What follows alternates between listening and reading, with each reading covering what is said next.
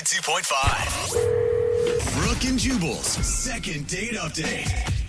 The guy on the phone for a second date update today says the girl that he met and the girl that he wants to call bonded over an instrument. Probably the sexiest instrument known to man.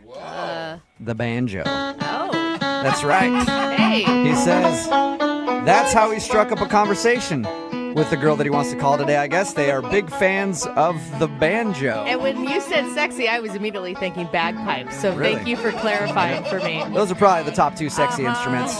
But this time it involves banjos. So, Sean, how does one bond over a banjo? What happened? I was at a show with a band. They had a banjo player, and I was really digging the guy. And at one point I said out loud, "Oh my God, this guy's so good." And there was a girl next to me. I wasn't there with her. I hadn't talked to her. But she heard me, and she just turned to me and said, "Oh, my God, yeah, I love this guy." Yeah. And then that's how it happened. And who doesn't Yeah. think a good banjo player is impressive? I mean, it is always It is always impressive, yeah, but never like, man, this banjo's making me horny. Anybody else? Over here, sir. It's making me feel it, too. Is that what happened? Oh, yeah, she got all hot and bothered. I bet. So tell us more about the evening. What was her name? Juliana. Juliana, all right.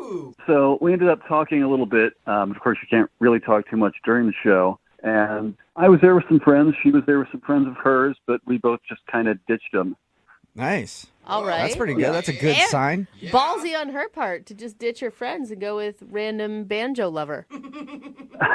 Well, you know, how often do you find a fellow banjo lover? Yeah. So afterwards, we ended up going to a bar nearby.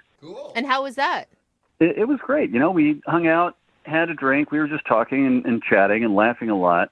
And, in fact, we were both surprised when, after, I don't know, a little while, 20 minutes or so, the bartender actually asked how long we had been dating. Oh, so your chemistry was that good that it seemed like you guys were a thing. Yeah. So we laughed and were like, well, I guess if this counts as a date, we've been dating for about an hour now. That's awesome. Sweet. Did she like that answer? Did she seem okay with it being called a date? She was cool with it. You know, it was kind of awkward for both of us. But since it wasn't either of us that caused the awkwardness, we both just kind of laughed it off. And yeah, she seemed fine with it. And this was your actual date, right? You didn't go out with her. No, we just met and kind of decided to hang out for a minute. Okay. And how long was your guys' hangout that night? Well, we were there for maybe half an hour or so, and then I did something stupid. I spilled my drink on myself. You know, as we're laughing and talking and having a good time. Okay. It's okay. We all have spasms like that when we laugh. So was the date over then when you dumped your drink on yourself? No, because she mentioned that she lived close by there. And I said, you know, I really wanted to hang out with her more, but not like covered in this sticky alcohol. I said, look, I don't want to be forward. I'm not trying anything, but would you mind if we went back to your place and I could kind of clean myself up a little bit? Oh my God. How big of a drink were you drinking? That's a whole picture. I mean, I've spilled a lot of drinks on myself and just been fine with it. Well, it was red wine. You know, you don't want to let it sit for too long. Okay. So was your idea to go back to her place and then take your shirt off? Yeah, exactly. And sit there and talk to her without a shirt on? Or maybe borrow one of her frocks. I was thinking just like go and, you know, wash it off in the sink and then put it back on again and let it be damp. And I'll be honest, I didn't really think it through that far, all right? You were totally just using it as an excuse to go back to her place. That would have been nice. I wasn't, though. I really did want to sit there in a wine-stained shirt. Did you guys go back to her place or was she like, nah, that's good. We'll go out a different time? No, she was fine with it. So we did. We went back to her place, and, you know, I cleaned myself up as best I could. And she said, hey, do you want another drink? So we ended up hanging out at her place and having a couple drinks. And then, oops, I spilled one on my pants now. Yeah. Sorry. Didn't see that one coming. See, now I wish I had that level of forethought and tried that, but I didn't. Oh, you didn't? Okay. So you guys just hung out and talked for a while? Yeah, and I'd had enough to drink by that point. I didn't really feel comfortable driving home, so I ended up crashing on her couch. Okay. Yeah, she was in her bed. I was in the couch. No funny business. Everything was cool. But we'd had a really good time. So what was it like in the morning? Did she wake you up? Well, I woke up before she did, and I didn't want to wake her up. I wanted to let her sleep, you know, as long as I could. So I left, thinking that was the considerate thing to do. Was there a note left behind or anything? Yeah, I left her a little note, said, hey, didn't want to wake you, had a great time, hope we can hang out again. And I haven't heard back from her since then. Okay, so what do you think might have gone wrong? Either she just wasn't having as good a time as I thought she was, or maybe she thought it was rude or something that I left without saying goodbye, even though I was trying to be, as considerate as I could. So I don't know. Okay. All right, well, we'll figure it out for you. We'll play a song, come back, call her, and get your second date update, okay? Cool, thank you. Yeah, no problem. Hang on. Moving 92.5. Brooke and Jubal in the mornings. Second date update. Right in the middle of a second date update, and if you're just tuning in, Sean, who's on the phone to do a second date update today, just gave every dude listening a great idea on how to get back to a lady's house. Just spill drinks on yourself nonstop. Because that's what he did on his date. He met a girl at a show, they bonded over the banjo player, and then they went to a bar after and were having some drinks, and he spilled his drink on himself. And then he was like, oh man, now I need to take my shirt off and clean it. Can we go back to your place? And she said yes. So apparently it's a tactic that works. Sean, I still think you did that on purpose. I wish I had, and from now on I will, if this works anyway. Do you think, if a guy said that to me, I would obviously think he wanted to get it on at my house and was using it as an excuse. Maybe she was disappointed that you didn't try anything. Really? I don't know. Maybe I was too tipsy to pick up on that by that point. I didn't think I was. Who knows? Sean actually spent the night at her house and then left her a note saying that he had a good time and then tried to get a hold of her after, but hasn't heard anything from her. I'm going to dial her phone number right now and see if we can get her on the phone and find out why. You ready?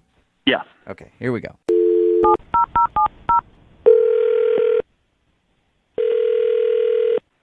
Hello? Hi, can I speak to Juliana, please? Yeah, this is she. Hey, Juliana, how are you? This is Jubal from Brooke and Jubal in the Morning. Who's this? Jubal from Brooke and Jubal in the Morning? I'm sorry, what is this? It's a radio show. Is this a scam? Are you trying to sell me something? I'm going to hang up. No, I'm not trying to sell It'd you be anything at all. awesome if we were. One of our listeners actually emailed us about you. Okay. His name is Sean, and he's a guy that you sort of went on a date with recently. Oh. That went down. Right. Whoa. So you remember hanging out with Sean. Yeah, I remember him. It doesn't sound like you fondly remember him. You could say that. Oh. Oh, Okay. He has great memories of you. Really? Yeah, that's why he emailed us. Sean wants to know why you're not calling him back. I think he's a sketchball. Is that a good enough reason? What? Really? No. I mean, we talked to him. I thought he was dorky at worst, but a nice guy. So he called you? What did he say?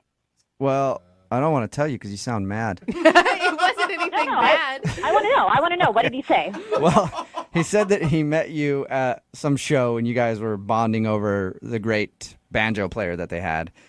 And then you went to then you went to a bar after. Whoa. And he spilled a drink on himself and asked if he could go back to your place to kind of clean his shirt up or something. Which we all said had to be an excuse to just get over to your place, but he swore up and down it wasn't.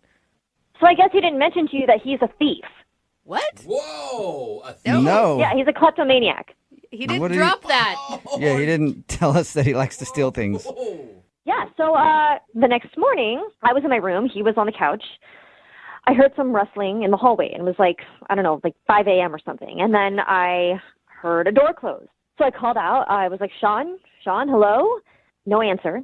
So I got up, walked out into the hallway. I looked around. I checked the couch. He wasn't there. He was gone. But I saw that the closet door in my hallway was open, where I keep my coats and stuff. Okay. And he had put his coat there. Uh-huh. So I went over to close it, and his coat was gone. That makes sense, I guess, if he was gone. But then all of my hangers were gone, too. What? All of your... Yeah, all of my empty hangers that were just hanging in my closet were gone. What? They were there. They were there before he came. So, yeah, he's a thief. Wait, Oh. you're accusing him of stealing coat hangers from your house? I'm not assuming that happened. I know that happened. He did it. You sound very angry about these hangers being taken. Would you be angry if you invited someone back to your house after a really nice date and then found out that they stole things from you? Yeah, I think you'd be. Yeah, but I guess, but I don't know why hangers just doesn't hit me that hard. me neither. It's so weird. They're my things. I only just met. We hung out for a couple hours. And I invited him back to my place. What the man? Why would you take my hangers? Yeah, it's a really valid question. It makes no sense. It's weird and sketchy and dumb. Yeah, it is. You didn't notice anything else missing from your house. It was just the hangers. You keep saying my hangers like it's not a big deal, but he just took them. He didn't leave a note. He didn't say anything about it. He just took my hangers. That is weird, man. Yeah, I guess it is weird. I don't know why you would take hangers. Don't you want to know why he Take would? hangers? Don't you know why he would want to steal your hangers? It's such a strange... No, I don't care why he did it. I don't care how he tries to excuse himself. He's lucky I didn't call the police. Oh. That would be a call. Yeah, I'd love to see him get arrested for that. Yeah. Justifiable, though, right? I probably, you probably could get him arrested. I'm kind of wondering why he would steal your hangers. So I think we should ask him, Juliana, because he's on the phone listening right now and wants to talk to you. What? This is a setup? Well, I don't like that word. It's a dirty way to describe it, but yeah, kind of. is. Sean? Hey, Juliana. Wow. I didn't know you were on the phone, but since you are, what the hell were you thinking? It's a great question. Okay, this is a big misunderstanding. Uh-oh. Oh, yeah? What's the misunderstanding? You took my hangers and what? What's the misunderstanding? Okay, yeah, I took some hangers. I'm sorry. Honestly, Okay, for so one you thing... did take them. Oh my God, how is there a misunderstanding there? That is so weird. All right, Juliana, just calm down. Hear me out, okay? There's actually a really good reason why I took the hangers. There is no good reason why you would take my hangers. Yeah, I'm interested in hearing the reason, too. I think everybody is. And how many hangers are we talking about right now? Like 3 or 12? It was probably around 15 or so, but okay. Yeah. Oh, dude. Here's the thing. I just moved into a new apartment. My hangers are all in a box somewhere. I don't know where. Everything I own is in boxes except for all my clothes that are in a pile on my kitchen table. So I was thinking, all right, I was getting my coat out of the closet, and I'm thinking, oh, my God, here's all these hangers. If I just grab a handful and take them with me, it'll make my life so much easier for the next few days. And then when I see her again, I'll bring them back because I'll have my life together a little bit more by that point. And I'll say, hey, you probably didn't even notice these were gone, but I borrowed some of your hangers. I hope that's cool. I was thinking you'd think it was charming and funny. What? No, that is so weird. You thought that stealing my hangers would make me actually want to see you again? Or surprising me with the fact that you stole my things would be exciting and charming? That makes no sense. Juliana, I didn't steal anything, okay? I just borrowed something. I was with every intention of giving it back. I'll bring them back today if you want, and it's 15 plastic coat hangers that I didn't think you'd notice were gone. Borrowing is when you ask someone usually that you know, or you can't just meet someone and then take their things and think it's okay and that you'll bring it back. What if I didn't see you again? Well, we'd had such a good time, I thought you were probably going to want to hang out again. And, Gosh. Well, that's really annoying, too, that you would just assume that. And so take my things, and that's your reasoning. That is so stupid. Okay, yeah, it was kind of inconsiderate. I probably should have said something about that on the note I left you. So I'm sorry. What do you want me to do? Honestly, at this point, I don't even care. Just keep the hangers. Whatever. Juliana, I mean, Come on. do you think your anchor's maybe a little bit out of control on this one? No, you don't go on a first date with someone. We just met that night. You don't. What, is that going to win someone over by taking their things? He just what does that mean for future things? Is every time he comes over, if we hang out again, he's going to take something else? Yeah, that's true. Like all of a sudden your silverware's missing. Just a couple forks, though. Forks? I moved. Yeah, not gonna lie, but that's indicative of kleptomaniac tendencies. What the hell? I don't want to be around someone like that. Okay, I think we're getting carried away here. Juliana, you think you're maybe blowing this a little bit out of proportion for 15 plastic coat hangers? I mean, No, I'm not blowing anything out of proportion. They're my things. Okay. Hey, Juliana, you're clearly fired up about this, and I think you two should get together and talk outside of this phone call. Would you like to go on a second date with? So. No, would you like to go on a second date with Sean? We'll pay for it. I don't care how fast you say it. I'm not doing it. What if I say it this fast? Would you go on a second date with him? What if it's that fast? Oh, stop. Come on, give him a chance. He's dumb with social graces, maybe, but he doesn't sound like a bad person. Well, dumb with social graces is not that attractive. I don't know. This is weird. look, whether you want to hang out again or not, that's fine. But I'm going to tell you what. I'll come back to your place tonight. I'll bring back your hangers, and I'll bring you a new set of new hangers. No, you don't. Did you hear that, though? He said he'd bring a brand new set. Oh, that's an Juliana. upgrade. You're right, Jubal. I swear to God, if you come over tonight with those hangers, I'm going to shove them inside you. Oh, okay. That was That- aggressive. You never know. That could be even more incentive for him to come over. Brooke and Jubal in the morning. Text in at 78592 says, that Julia woman from the second date update, only 2 words come to mind. Whack job. Yeah, very high pitched, man. When she gets mad. Yeah. Yeah. Except I kind of agree with her, though. I don't think she's that much of a whack job, really. Yeah. Really? I mean, just because it's hangers doesn't mean it's not weird Yeah. that he took something. Yeah, but You don't know what we're talking about. We're talking about today's second date update. This dude named Sean wanted to call Juliana. That's her name. And she wasn't calling him back because he stole hangers from her. It's just I know the it sounds point of weird. it. Yeah, he woke up in the morning, took some hangers, and she was really mad about it. Now, she did kind of freak out a little too much. Maybe kind of be like, why would you take my hangers, instead of calling him like a thief and yelling at him a bunch. Yeah. But she agreed to never go out with him again. She doesn't ever want to see him again because he's a kleptomaniac and a thief. I'm so unorganized, I wouldn't even know if he stole a bunch of my hangers. Yeah, I'd have sad. no idea. I know. I'm like, I'll take them. Remember, if you want to do a second date update, all you have to do... excuse me, man. How you doing over there? A little Excuse funny? me. There you go, man. All you have to do is email the show, and we will call the person who didn't call you back.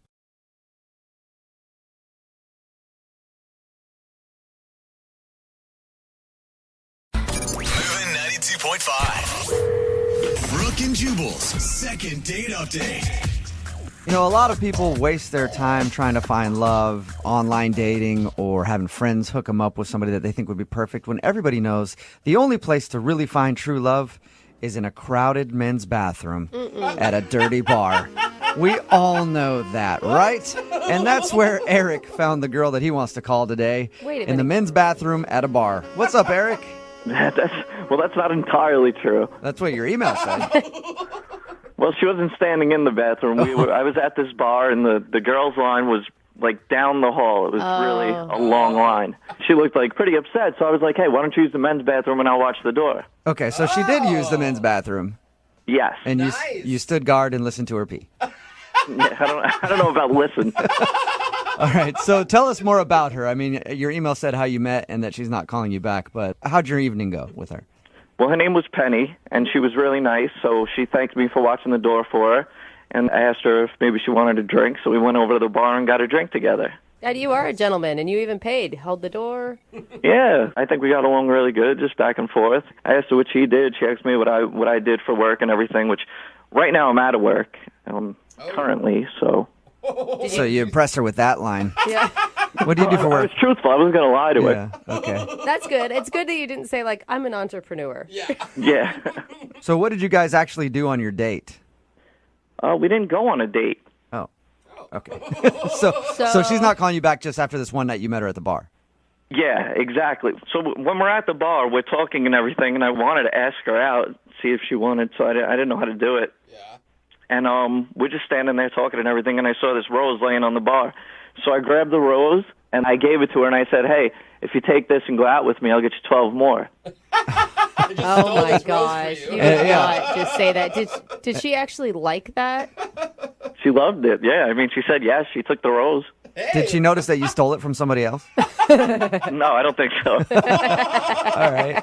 And so you guys, you got her number there? Yeah, we exchanged numbers, and then we texted. It seemed real friendly and everything.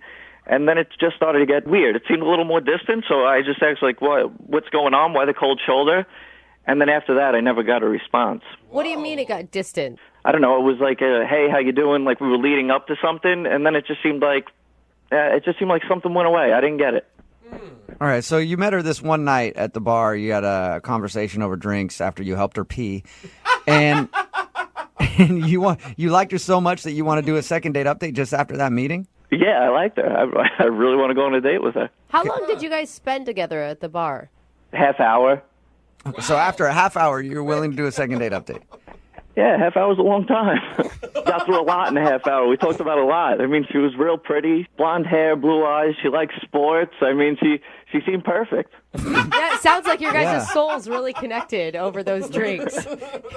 I mean, you don't really know anything about her. Are you sure she's even single? I don't think she would have let me buy her a drink. I mean, I hope she's single. Oh, no. Yeah. Trust me. She could be she could be like married for 40 years, still let you buy her a drink. And give you the number. Yeah. All right, here's the deal, guys. Like, I never get to meet, like, I never had the opportunity, like, with someone this pretty and everything, and I feel like I'm I'm almost there. So I really want to hook up with this girl. I really want to talk to her. I want to know what's up. Okay, so basically she's the hottest girl that you've ever had a conversation with. Yeah, well, I try to talk to a lot of hot girls, but this is the only one that actually talks back to me. Nice. Hey, I completely understand then why you want to do this. Oh my God. Why do you think that she's not calling you back then, or why do you think she stopped texting you? I don't know. I mean, I thought everything went fine in the bar. Maybe she saw me grab the rose. I didn't steal it from someone. Maybe she saw me grab the rose off the bar or something. Maybe she thought that was classless. I don't know. She gave me her number. What was the last thing that you guys said to each other? It was really nice meeting you. I can't wait to go out, and I'll hit you up tomorrow. And what'd she say back? She said, thanks again for watching the restroom. That was really nice of you. So thanks again for watching the restroom while I pee. And that was it. And that's the last thing you've heard from her? Yeah. All right. Well, we'll play a song, come back, call her, and get your second date update, okay? All right, sounds good. All right, man, hang on. Moving 92.5. Brooke and Jubal in the mornings. Second date update. You know what that is? Can anybody tell me what that is? No, go That- with water dripping. Water dripping. Is the sound of a budding new romance.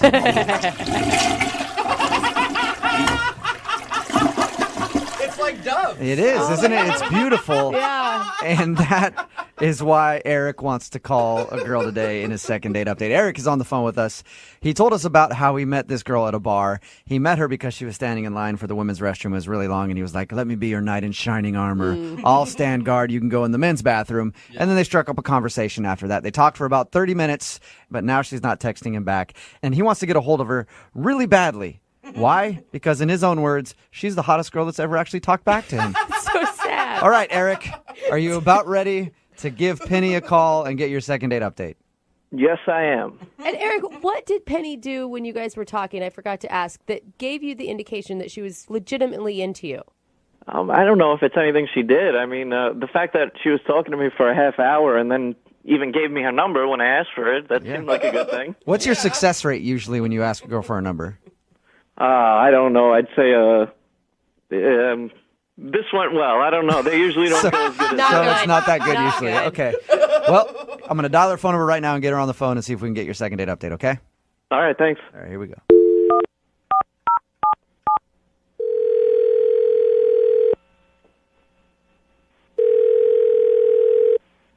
Hello, Hi, is Penny there? this is her. May I ask who's calling? Yeah, hi, Penny. This is Jubal from Brooke and Jubal in the Morning. It's a radio show. Okay. I'm calling you because one of our listeners actually sent us an email about you and asked if we could get a hold of you. Well, I've never heard of your show, so I don't know anybody that would listen to it. Well, you do actually. You know one person at least who listens to it, and he liked you so much that he wanted us to get a hold of you. Okay, and who would that be? That would be a guy named Eric that you met at a bar recently. Are you serious? Yes, I am. He sent us an email and told us about how he met you and had been texting back and forth with you, really wanted to take you out on a date, but you've stopped texting him. So he asked us if we could get you on the phone and find out if something happened. Wow. I'm not sure what you guys know about. I mean, I don't know what he told you, so. He told us, he pretty much just told us that he met you, you were standing in line for the restroom, and then he helped you use the guy's restroom. You guys talked to the bar for about a half an hour and have been planning a date, but then you just dropped off the face of the earth. Oh. You dropped out of Eric's world and he can't stand it, Penny. So is that true? Did it really happen? Yeah, so that's true, but he was so rude and so clueless to how rude he was that I didn't just drop off the face of the earth. There was very specific reasons why I just decided never to connect with that person again, ever. Would you mind telling us? Why'd you give the number if he was so rude? I felt bad. Like, I almost kind of felt bad. I mean, this guy was never, ever going to be with a woman. I just Ever? don't see it. He'll never be with a woman ever. What did he do that was so rude? Well, after he held the bathroom door for me, I made the huge mistake of sitting down for a drink with him. He offered to buy me a drink, which I said yes to. These all sound like nice gentleman things to do so far. They sound really nice. They start off to be really nice, gentlemanly things to do. And then he keeps talking, and his mouth just doesn't stop moving. So he proceeds to troll every girl in line and rate her based on looks, which was really fun as another woman in that bar to sit and listen to somebody do. So he's sitting with you and rating all the other girls in the bar. Oh, yeah. I don't know if he was bored or he thought this was a great idea, but he said, look at all those trolls standing in line, and he wanted to just, like, rate them on a scale of 1 to 10, one by one. And I didn't even get to finish my sentence, and he just starts, like, laying into him. Did you try to interrupt him and stop him from this? Oh, yeah. I kept asking him to talk about something else, and he was just, things like, oh, that girl, there's a 4. I mean, her eyes are too far apart. She's got hairy eyebrows and bad skin. And, like, one at a time, like, oh, she's like a straight-up garden gnome, man. Like, she's, like, short and squat. And, like, I mean, he was cracking himself up. He thought he was Mr. Funny Ha-Ha. And I don't think that he has ever had a girlfriend in his entire life because somebody would have stopped this a long time ago. You know, he did tell us that you're the hottest girl that's ever spoke to him. Oh, well, that is a compliment, I'm sure. I'm surprised he said I was the hottest girl because he actually wanted to rate me as well. So what did you say to him when he told you that? I asked if we could not do that. I said, let's not do the rating thing anymore. Let's move on. Let's try to talk about anything else, anything. And did he give you a rating? Oh, yeah, he gave me a rating. He was adamant. He said, nope, I'm going to hear the rating because it's a good one. Okay. I'm guessing he's like, oh, you're a 10. Look at all those other 4s and 5s. I'm sitting next to the 10 in the bar. You think he would because he's trying to hit on me, but no, that ass gave me a 7+. What does a 7+ even mean? I guess it's better than a 7, but worse than an 8. And he went on and detailed about why he gave me a 7+. Oh. Are you serious? So he actually went into detail, huh? Oh. Yeah, he wanted me to know why. What was his reasoning? Well, my teeth weren't perfectly straight enough, and I had a nice chest, but it could have been a little bigger. Oh! How did you not slap this dude? I think he's just so unaware. Like, it wouldn't do anything. It wouldn't help. It's never going to click with him. He's never had a girlfriend, probably never will.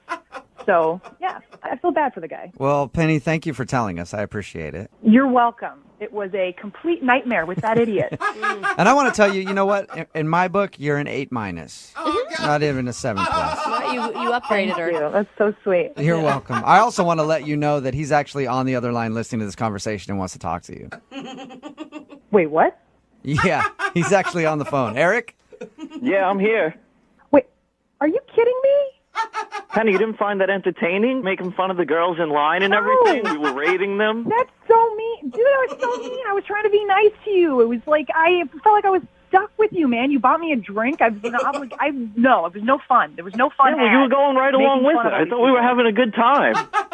I knew some of those girls, by the way, that you were making fun of. No, none of that was fun. Where are you ever going to find another guy like that who would come up with a game like that? You know, I'm a good time. I'm a fun time. We do things like that. Okay, I will hope that I never find another guy like that, and you are anti-fun. That was the most unfun thing I think I've ever done, ever. I mean, you got the best rating out of everyone. Wow. You're bragging about giving me a 7+? Like, out of 10? A 7+ in that bar is like a 10, you know? All the other girls were 5s. So I'm the best bad-looking girl at that bar, is what you're saying. I wasn't trying to insult you. You're hot. You're beautiful. You know? I just got a 7.5 on compared to the scale we were working on. You see, guys, listen to this. You're clueless, man. You are so clueless. Listen, I know what women want, okay? I know what they need, and I don't know what you're talking about. It sounds like it's Eric. She just doesn't know what she needs. Oh, that's what Penny. That's right. Would you like to go on a second date with Eric? We'll pay for it. Absolutely not. Not ever again. I hope I never talk to you again. No, please. Why don't you just go find another 7+ to insult? Because I am done listening to this. Oh, nice. Very nice. The only reason you're not going to go out with me is because you're totally frigid, and I don't need a girl like that. Oh, my God. You are an imbecile. Yes. An absolute imbecile. Well, not a successful second date update for you, Eric. Penny, thank you for sharing your story. Yep. Eric, I'm sorry about that. I'm sorry you didn't get a date. Yeah, that's okay. Don't worry. I mean, I told her she was a 7+, but she was only a 5, believe me. Oh, really? Hey, they're done talking to you. It's time for you to go now.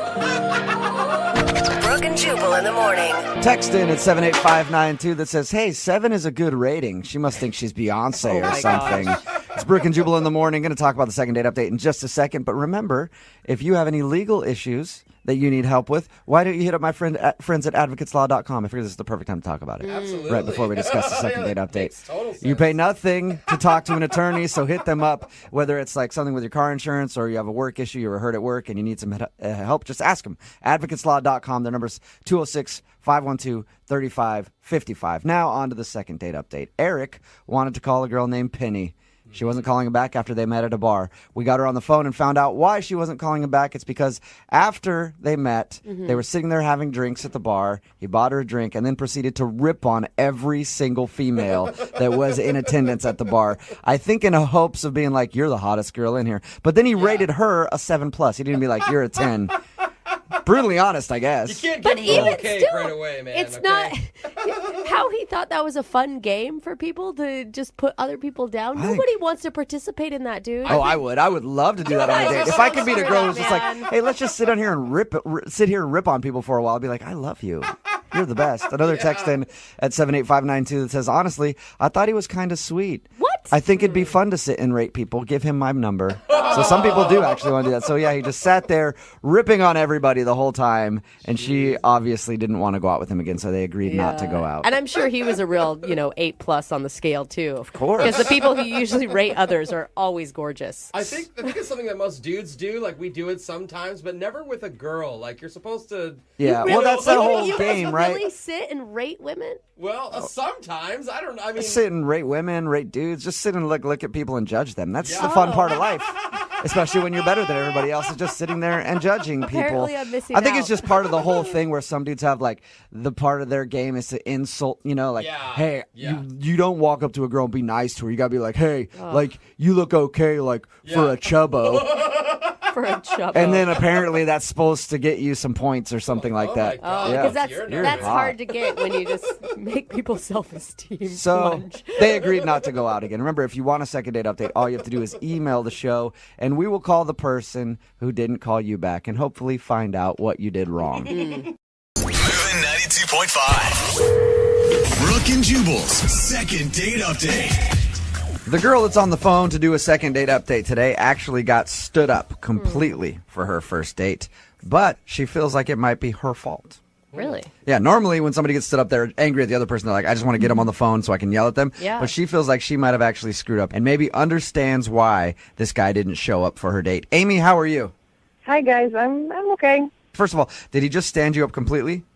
Yeah, I mean, that's pretty much it. I waited at the bar and waited, and I never saw anyone. I didn't hear from him.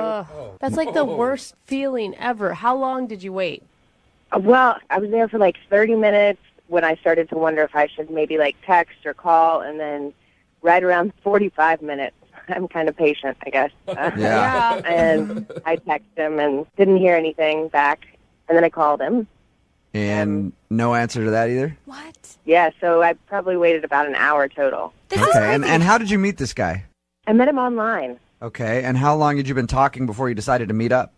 We were chatting for like 2 weeks, and we had pretty lengthy conversations. And I really felt like I knew this guy and, knew a lot about him. And, I mean, I don't know if any of you have done online dating, but it's pretty clear, the guys that are just looking for one thing, and they pretty much get to the point really quick. I mean, most guys aren't going to spend 2 weeks figuring out who you are and what you like. Unless they're good at it. And then you'll have no idea that that's all they want. So you just made plans to meet at this bar, and then you're waiting there for like 45 minutes. And what's going through your mind while you're waiting for him? Well, a lot of things. I know that he lives like 25 minutes away, so that was one of the things I thought, well, maybe he's stuck in traffic. So I gave it a little while. Because if he lived right down the street and he was 45 minutes late, you'd be like, all right, he's definitely standing me up. So you thought maybe it was a traffic issue? Yeah, so I texted him initially and just was like, is everything okay? And I didn't hear anything back. And so then I thought, well, maybe he's in an accident or something. And that's the kind of the point where you like start to not necessarily hope that he's in an accident, but like maybe not like a bad accident where he's injured, but I hope maybe he got like a little bit of an accident so that he's not standing me up. Right. So your email did say though that you feel like it might be your fault that he stood you up, and why is that? You never really actually explained it. Yeah. So I told it's like a tiny, tiny white lie on the dating profile. Okay, what was your white lie? I'm 32, and I said that I was 25. That's a big difference there. You lied about your age. 7 years, that is a big age difference, Amy. I mean, you know how it is. Guys want younger women, and at the time, it seemed like the right thing to do. And did you ever come clean about this? No, I had not come clean. So that's my thought, is that maybe he Googled me. Or Facebooked me, or So what? I mean, you've been online dating a lot. You said, what do you do when guys show up? They think you're 25 and you're actually 32. How do you break that to them? I mean, I don't think that I look that much different than I did. I was using a picture from a few years ago, but I really don't think that I look that different. Amy, you were catfishing him. Here's the deal: is once you hit the 30 mark, you get less messages from people. People are just not as interested. And so, putting that I'm 25, I simply get more messages and more people are willing to look at me and then potentially... Amy, I know where you're coming from. Look, if I were to do online dating, all right, I never have, but if I were, my profile picture would be Mario Lopez. It's really similar. So I can understand where you're coming from. You want to make yourself seem a little more attractive. And this is the only thing that you can think of, is that maybe he found out your real age. Exactly. So are you wanting to call and apologize and see if you can make good with that? Well, I honestly just want to find out what it is, why he stood me up. All right. We'll play a song, come back, call him, and get your second date update, okay? Okay. All right, hang on. Moving 92.5. Brooke and Jubal in the mornings. Second date update. Amy is on the phone with us, and she wants to call a guy named Craig today because Craig stood her up for her date. But Amy feels like it might be her fault because they met online and Amy lied about her age by 7 years. She's 32 years old, said that she was 25. She thinks maybe that he Googled her or maybe showed up and saw her and realized that she wasn't 25 and then just decided to split. She hasn't heard anything from him after waiting for like 45 minutes. So we're going to call, try to get him on the phone and see if we can find out if that's the reason. Amy, I was thinking about it, and I don't think that he stood you up because you lied about your age. You don't? No, I don't. Because if I showed up and you said you were 25 and then I saw that you were like in your 30s, I would have definitely stayed and came and talked to you. Whoa. Because it's probably a sure thing. Because you're getting older and you're running out of time and you got to get it in while you can. You know what I mean? I know that it's probably going to happen with you. I'm with you, bro. Yeah, right? What is wrong with you guys? Nice. Okay. Well, I'm going to dial the phone number right now, see if we can get him on the phone and find out why he stood you up, okay? All right. All right, here we go.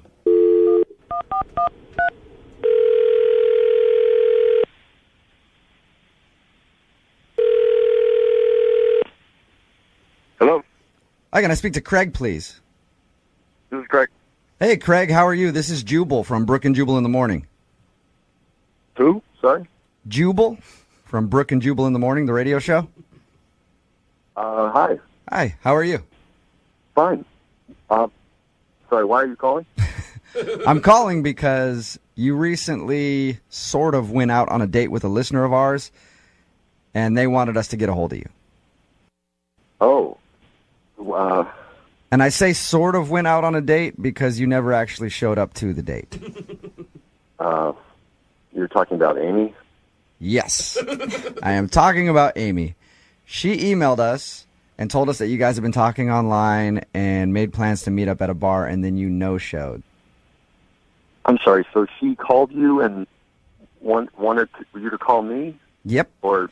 Yeah, because apparently you haven't answered any of her phone calls or texts or anything like that.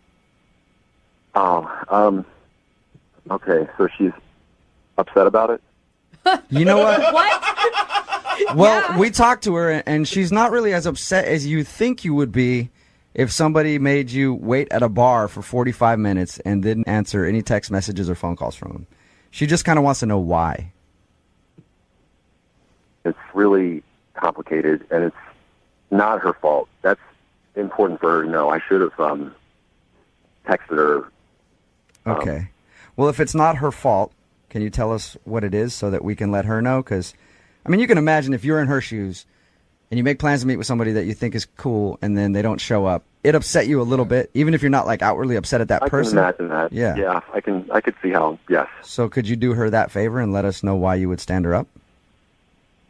I mean, I had every intention of meeting her and going on a date as we planned, but I live in Puyallup and I just couldn't go through with it. What? Because you live in Puyallup. Well, I mean, kind of. It's a long story, but basically a situation that just makes it very difficult. Are you embarrassed because you live in Puyallup? I'm more confused. You say you have a situation. I'd like to find out what that means, but I'm confused why you just mentioned the cities. Basically, I live in Puyallup, and I don't go into Seattle very much, ever. Okay? I mean, the last time I was there was probably 2 years ago. What? You know, and it's not that far away by distance, but for me, going into the city tends to stress me out, and the closer I got to Seattle, you know, kind of my fears were building and kind of started to overwhelm me. Wow. Is it the traffic? It's traffic.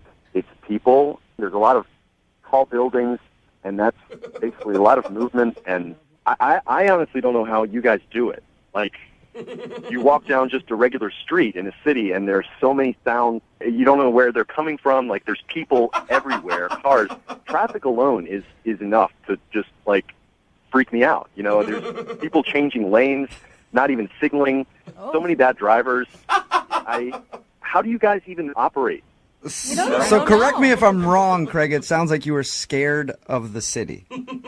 I'm not scared of it necessarily, but it just... He's petrified I'm not of it, scared you of know? it. Yeah, I'm just really, really frightened of it. He just breaks out into cold sweats, that's all. I don't have nightmares about it or anything. You know, like, it's not like a horror movie for me, but it's just a lot. I understand, and that's something that's hard to tell somebody before you've even had your first date. Yeah, I mean, like, what am I supposed to do? Text her and say, sorry, I'm scared of the big city.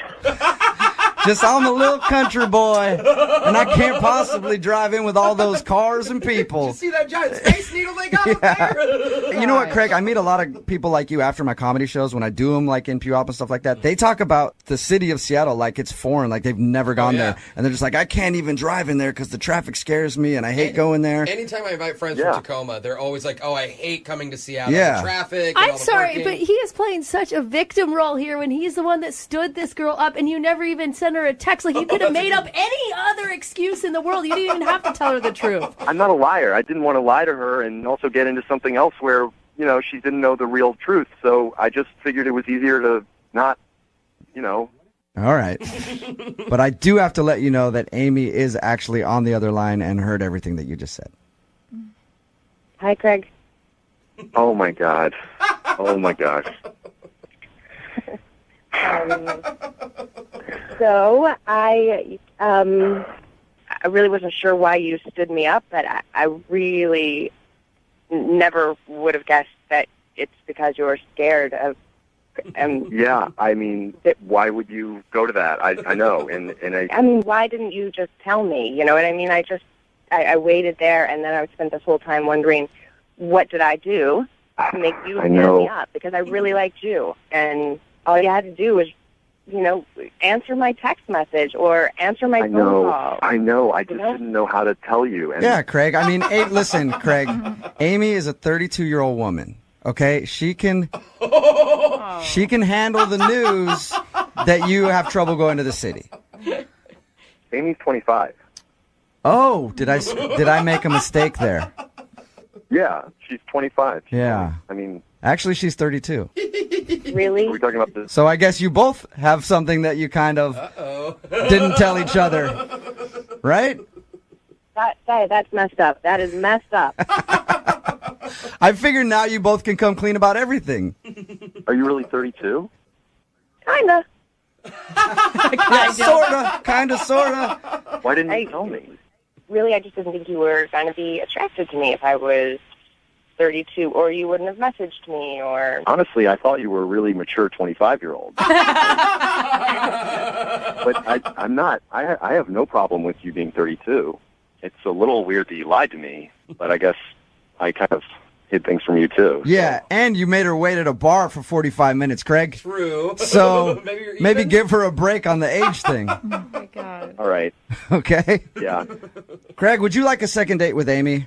I will pay for it. I don't know how it would work because I don't like to go to Seattle, and she probably doesn't want to come to me, and, it's kind of one or the other. I mean, at least we could meet in the middle, maybe, so I'm not always traveling, and maybe you could ride back with me sometime, and you'll be with me, and you'll be safe. You'll be safe from big, scary Seattle. Oh, my God. You won't get robbed, Craig. Yeah. So what do you think? Can you guys find a way to make this crazy long-distance relationship of yours work? Long distance. Craig, have you ever been to the metropolis called Renton? Yes. Yes, you have. Okay, so you know where that is. What if we have you guys meet there? That should be fine. Okay. I can deal with that, yeah. Craig, it's a city that Craig can handle. And Amy, you know where that is. You don't mind traveling? Not at all. Not at all. Okay, perfect. Yeah. Then congratulations, you guys. You got your second date, Amy. Well, first date, I guess, because you never showed up on the first one. But whatever. Right. I'm super excited. Yeah. I promise I will be there, and if I'm not there, then I will call. Okay. I promise I will be there unless the parking lot is full. Too many people. Brooke and Jubal in the morning. Nice to meet you.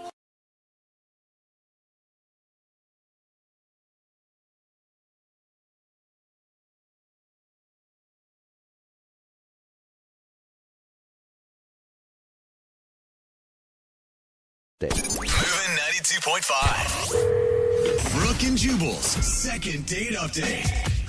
I'm not sure how old the dude is who's calling in for a second date update today, but judging from his email, he's just a little guy. Because it looks like his mom set him up on a play date. What? And that's where he met the girl that he wants to call today.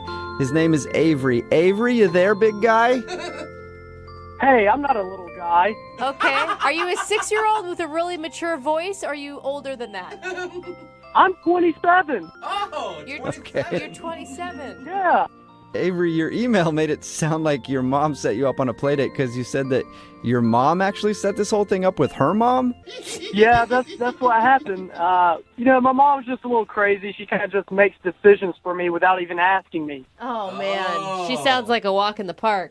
And do you usually go along with these ideas, or is this one of the first times that it actually worked out for you? I've never done anything like this before, but she's my mom, so I've kind of agreed to it, yeah.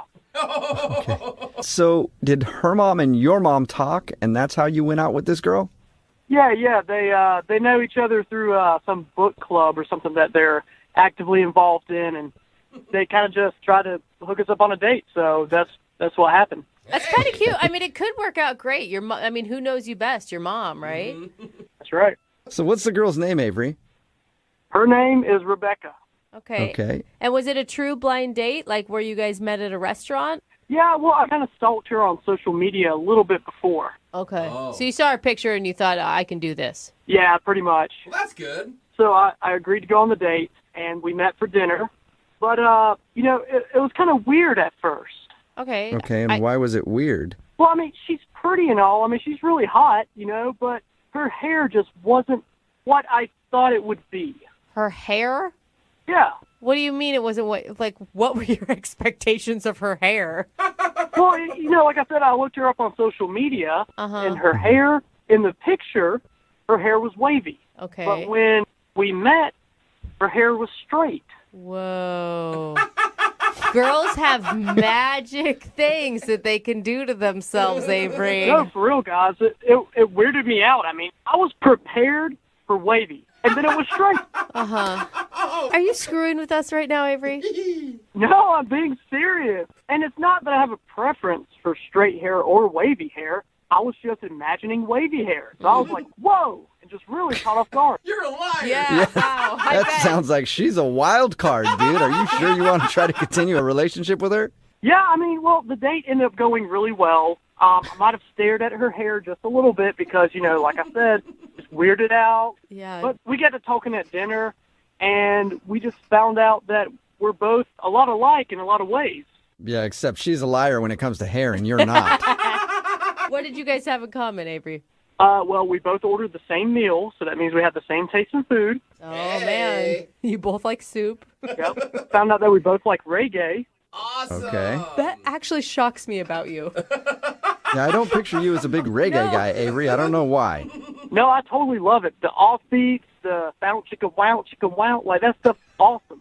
Okay. You know, I mean, it's just an awesome form of music. It's totally different. Yeah. Hey, I think that's cool, Avery. Hey, I love reggae.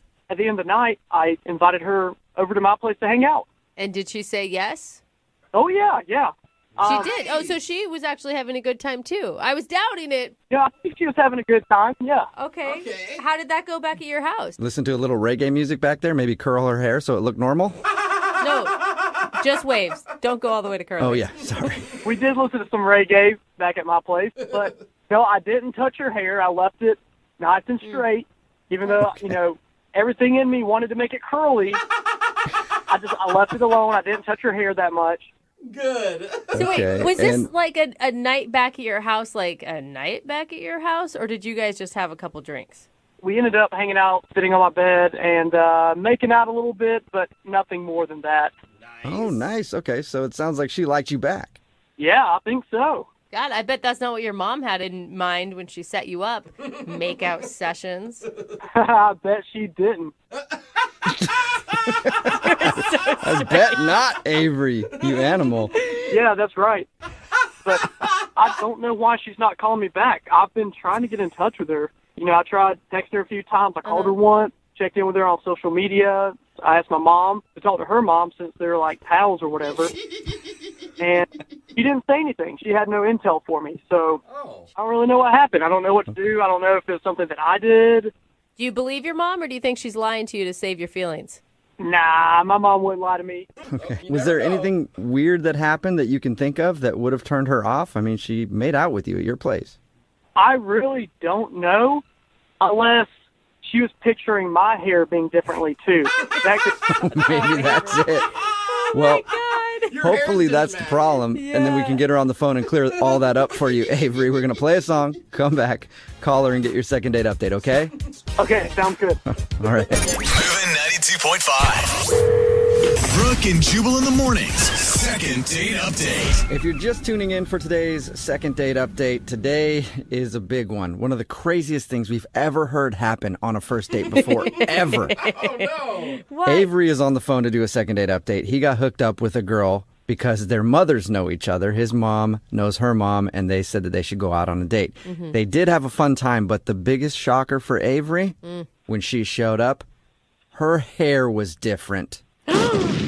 Yeah. I mean, Talk about a bomb being dropped. Apparently, when he saw pictures of her, her hair was wavy, but when she showed up for the date, her hair was straight. And that made Avery feel a little uncomfortable, but he says that they recovered, had a nice night, even went back to his place and made out a little bit, but now she's not calling him back. Avery, are you ready to get your second date update? I'm ready. okay, and looking into the future right now, Avery, if you were to get a second date and say she cut her hair, I mean, is that something you're also mentally prepared for? Well, it might take a little bit of time, but I really like her, and I think that's all that matters. Wow, you're a bigger man than most, Avery. Yeah, salute to you. All right, Avery. Well, I'm going to dial her phone number right now, okay? All right.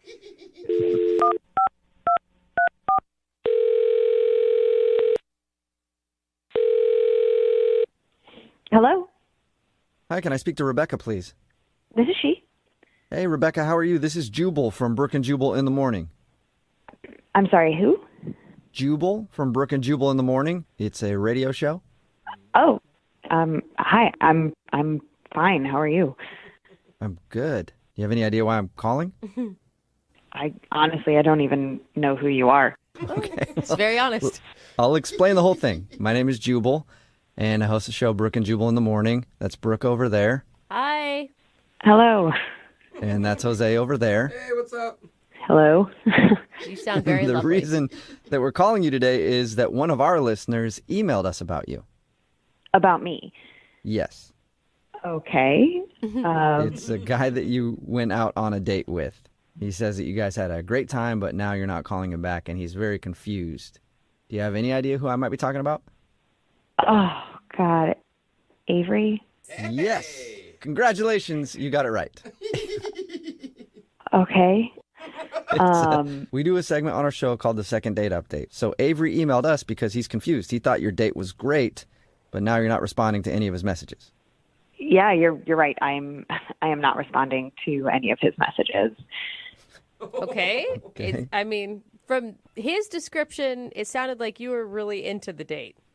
I mean, it was fun. I had a nice time, but he's probably a little too much for my taste, and I just don't think that it's a good idea to continue.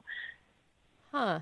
Okay. Well, I don't know how he could be too much for your taste. Can I tell you what he told us about your date? Sure. So he said that you guys got set up because your moms know each other? Uh-huh. Right. And then he said that you met up, you had a good time, you even went back to his place and made out on his bed. Yeah, we did. Sounds real enjoyable when you say it like that. Yeah. Is that what you mean too much? Like, do you not move that fast normally or something? Well, not necessarily that. A couple of things became apparent that are kind of red flags for me, and I just felt like I was finished at that point. He was a horrible kisser, wasn't he?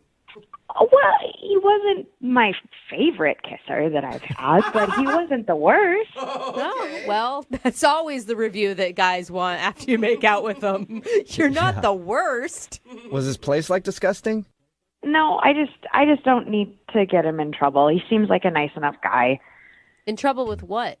Just the lifestyle that he lives is a little too intense for me, and I'm Wait, we're talking about the same Avery, right? Yeah. I was shocked that he liked reggae. That was kind of the shocker for me too. Like I also enjoy reggae, but like I wasn't necessarily expecting that, so that kind of brought my guard down, and I thought that, maybe we did have a lot in common, and when we went back to his place, I was kind of into it, but that's not really enough to keep a connection alive, I guess. I don't know. So what happened? What was it? Do I have to tell you? I don't know. Yes. Well, we'd appreciate it, and so would he. He really wants to know. And he's like not going to get in trouble if it's anything weird. I don't. Well, with the law, it depends on how weird it is. I mean, I'm sure the authorities could get involved if they need to. I don't know Is there like a what you're even talking about. Well, just basically, like, long story short, we were having a really nice date. We went back to his place. He turned on some reggae. We were making out a little bit. And then all of a sudden he stops me and he says, "Why don't we kick this party up to the next level?" Whoa! Wait, what? What does that mean? So he pulls this box from underneath his bed and he opens it, and it's just drug paraphernalia in it. What? Like what? I know. Well, there's some weed and some other stuff. So he offers me, he says, "Do you want to have some fun?" And I said, "No, I'm good. I'll pass." And he says, "Fine. I'm going to have all the fun myself then, I guess." And he puts a pill on his tongue and turns on a strobe light. Shut up. Oh my God. And all of a sudden the date turns into this rave, and I was just, I was not on board. And he says, "Let's go crazy." And then he stands up on his bed and starts dancing and gyrating. We're talking about the same Avery. Yes. Rebecca, what are you doing? How could you say that stuff on air, on the radio? Wait. What's going on? Oh, that's Avery. He's actually on the other line listening and wants to talk to you. Rebecca, our moms are going to hear this. Oh, moms! I forgot about the moms. You've been listening the whole time. Yes, I've been listening to everything.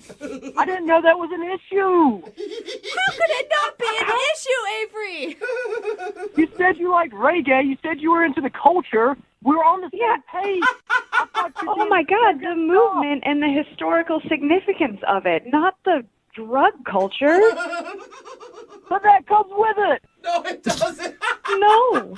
Listen, man, you started out so nice and so very different than you were back at your house. Like you were so calm, and it was even almost awkward. And then you get back home, and it's just a nonstop party all the time. Like, what is that? Well, that's the me when I'm in public. But, when I'm in my home, in my den, I mean, that's my safe space. He invited you into a safe space. I don't even know what to say to that, Avery. Like, this is like our first date. This is the impression. Well, I thought you were cool with it. I thought it would be okay and be kind of fun. I didn't know he was going to tattletale on me and rat me out. Rat me out. I mean, Avery, you didn't even gauge how I felt about that kind of thing. You just went to town. Like, I can't. How am I supposed to? Well, it's because I like you. I thought we had a lot in common. Like, if you don't want to have fun with me, I get it. It is what it is. Maybe the next time I go out with somebody, they'll actually have the same hair that's in their photos. Oh, yeah, that's right. What photos? Your hair is totally different from what you have on Facebook. I've literally had the same haircut for 4 years. What are you talking about? Saw the pictures, your hair's wavy, but you showed up to the date and your hair was totally straight. Are you kidding me? You showed up to the date like a clean-cut, nice dude, and then took me back to your drug den and turned on a strobe light. Good point, Rebecca. Best point ever. Hey, Rebecca, would you like to go out with Avery again on a second date? We will pay for it. I don't think that's a good idea. Maybe he can use those funds to take somebody else into his den and have a great, wonderful night. Oh my God, den sounds so creepy every time you say it. Well, I guess I'll just have to find somebody else to party with. No, Avery, say no to drugs, for God's sake. Rebecca, you didn't tell my mom, did you? No, I've never even met your mother. You didn't tell your mom either, right? I just told her that it wasn't a good fit. Oh. Ooh. Whoa, man, dodged a bullet, Avery. I'm sorry you didn't get a date, but you can still live to party on. Brooke and Jubal in the morning.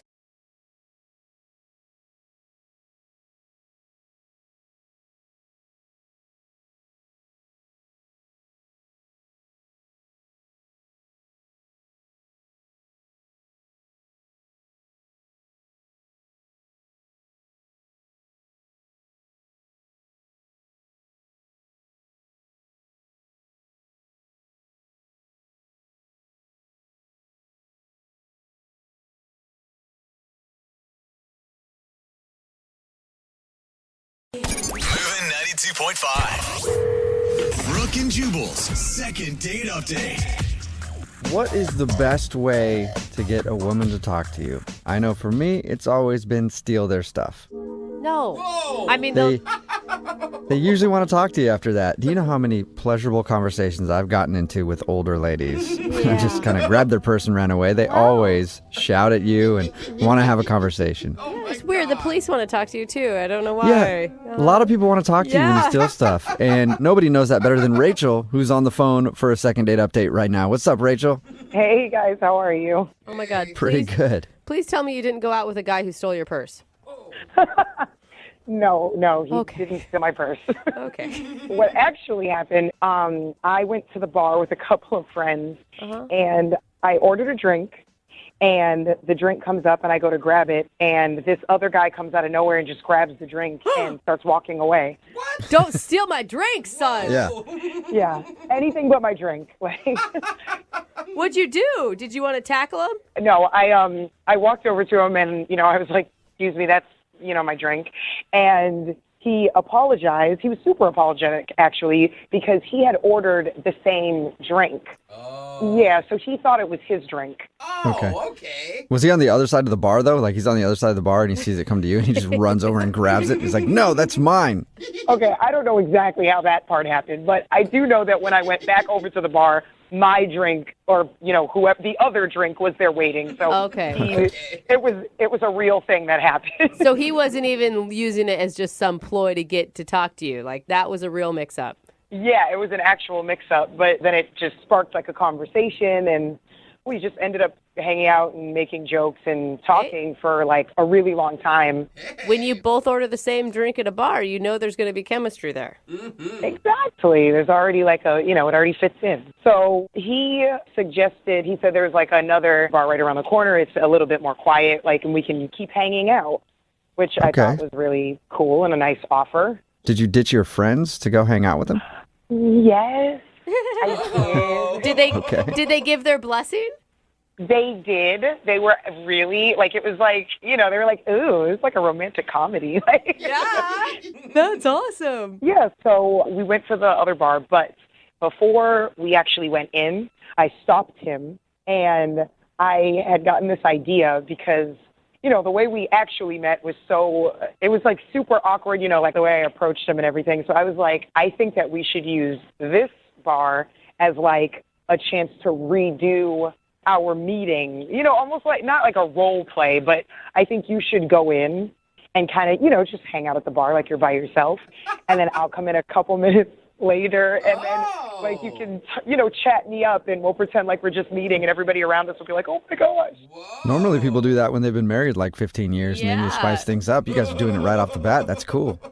And he was definitely at first a little wary. Like, he was like, what? Why would we do that? Like, we just met. And I'm like, I know, but I think it'll be really funny. I think it's going to be adorable no matter what happens. Like, it's just going to come out really funny because we both know what's going on. Okay, so you think it's really funny. Did he ever get into the funny part of that, or... He was like, you know what? Who cares? Let's try it. Like, what's the worst that could happen? Right. So, like, we did it, and, it was funny. It was cute. It was...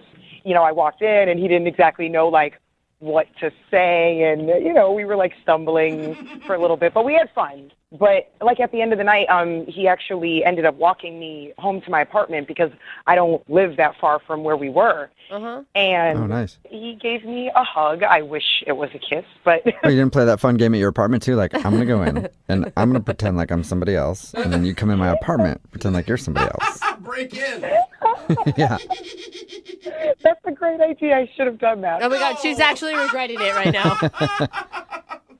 Oh, that's so clever. So you said he gave you a hug and not a kiss. Yeah, I think that was the biggest, like, oh, okay. It wasn't like, oh, it's all over. But yeah, he hugged me and, we said our goodbyes and goodnights and everything. Okay. After that, we exchanged numbers and we were texting back and forth, but it was very, like, conversational, I guess. Like buddies. Yeah, and then it just kind of died out. Like, that was kind of, like, I haven't heard from him for a couple of days now, so. Oh. All right, so why do you think he stopped talking to you?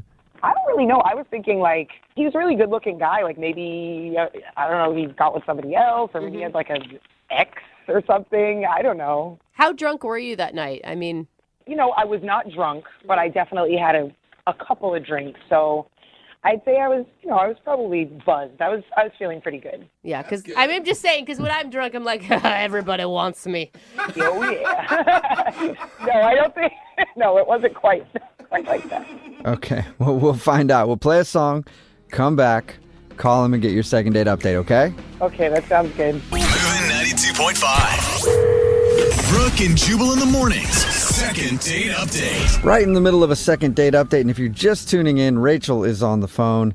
Most women wait until they've been with their partner for quite a while before they start to role play, where the spark is kind of fizzled in the bedroom and now the bedroom is just a frozen tundra of loneliness. Wow. That's when they decide to do a little role playing to spice things up. But Rachel moves quickly. Apparently she is just a frozen tundra of loneliness because she decided to role play right away on her first date with a dude named Sean that she met out at the bar.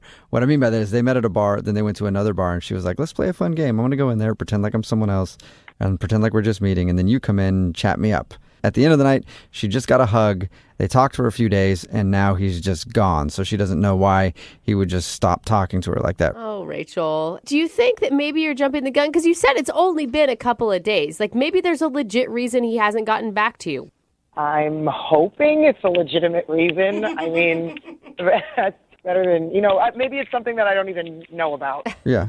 It could be a family issue. Like, Maybe he's got to wait for his wife and kids to go out of town before he texts you back, you know?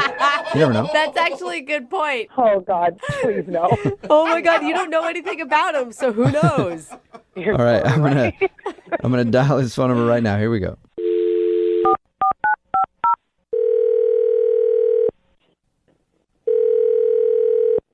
Hello? Hi, may I speak to Sean? This is he. Hey, what's up, man? How are you? This is Jubal from Brooke and Jubal in the Morning. Okay. Hi. Hi. Any idea what Brooke and Jubal in the Morning is? Kinda, yeah. I don't... Okay. It sounds like you have no idea at all. I'll just tell you. Brooke and Jubal in the Morning, it's a radio show. Oh. Yeah. My name is Jubal, and then there's Brooke, and then there's Jose. Yeah. So, why are you calling me? That's a good question, Sean. We're calling you because you recently went out with one of our listeners. Her name is Rachel. Oh. Okay. Yeah, and Rachel told us about the night she met you. She also said you guys chatted for a little bit, but now you kind of dropped off the face of the earth. Yeah. Is it weird because she's maybe just jumping the gun? It hasn't been very many days, so... Well, no, I mean, I don't know. Like, I don't want to embarrass Rachel at all. You know, like, I don't know how much you guys know about what happened that night. So... Well, I'll tell you what she told us. She said you guys met at a bar because you grabbed her drink, she thought you stole her drink, and then you guys started talking. Yeah. And then went to another bar where you played like a fun game role-playing where she went in and then you came in and talked to her. Like you redid your first meeting. Yeah. Yeah. I was like, at first I was very hesitant to do it because, I don't know, it's awkward. It's not kind of my thing. Mm-hmm. But I was like, you know what? Why not? We're having a great time. Let's do it. And, you know, the whole thing kind of like got really unstable really fast. Unstable? How so? Did she get like crazy on you and try to stab you with a fork? Not that extreme, but at a certain point, she just got up and started yelling and screaming at me. Wait, hold on. When you guys did the role playing where she was reintroducing herself and you were doing a new meeting, she started screaming at you? Well, yeah, I mean, not at first, but like all of a sudden she got up from her chair and then she just started like ranting and raving and yelling at me. About what? What was she yelling about? Well, she was saying that I came late. And then, well, the crazier thing was it made me really uncomfortable about me by accidentally taking her drink because she yelled and said that like she doesn't like a guy who drinks too much and that I was drinking too much. Okay, so I'm so confused right now. Was it like she was in character, but the character was somebody who was yelling at you? Yeah, and then so I like, you know, out of nowhere, because I was kind of going along with it, even though it was really uncomfortable. And then I kind of broke character, and I was like, "Are you serious?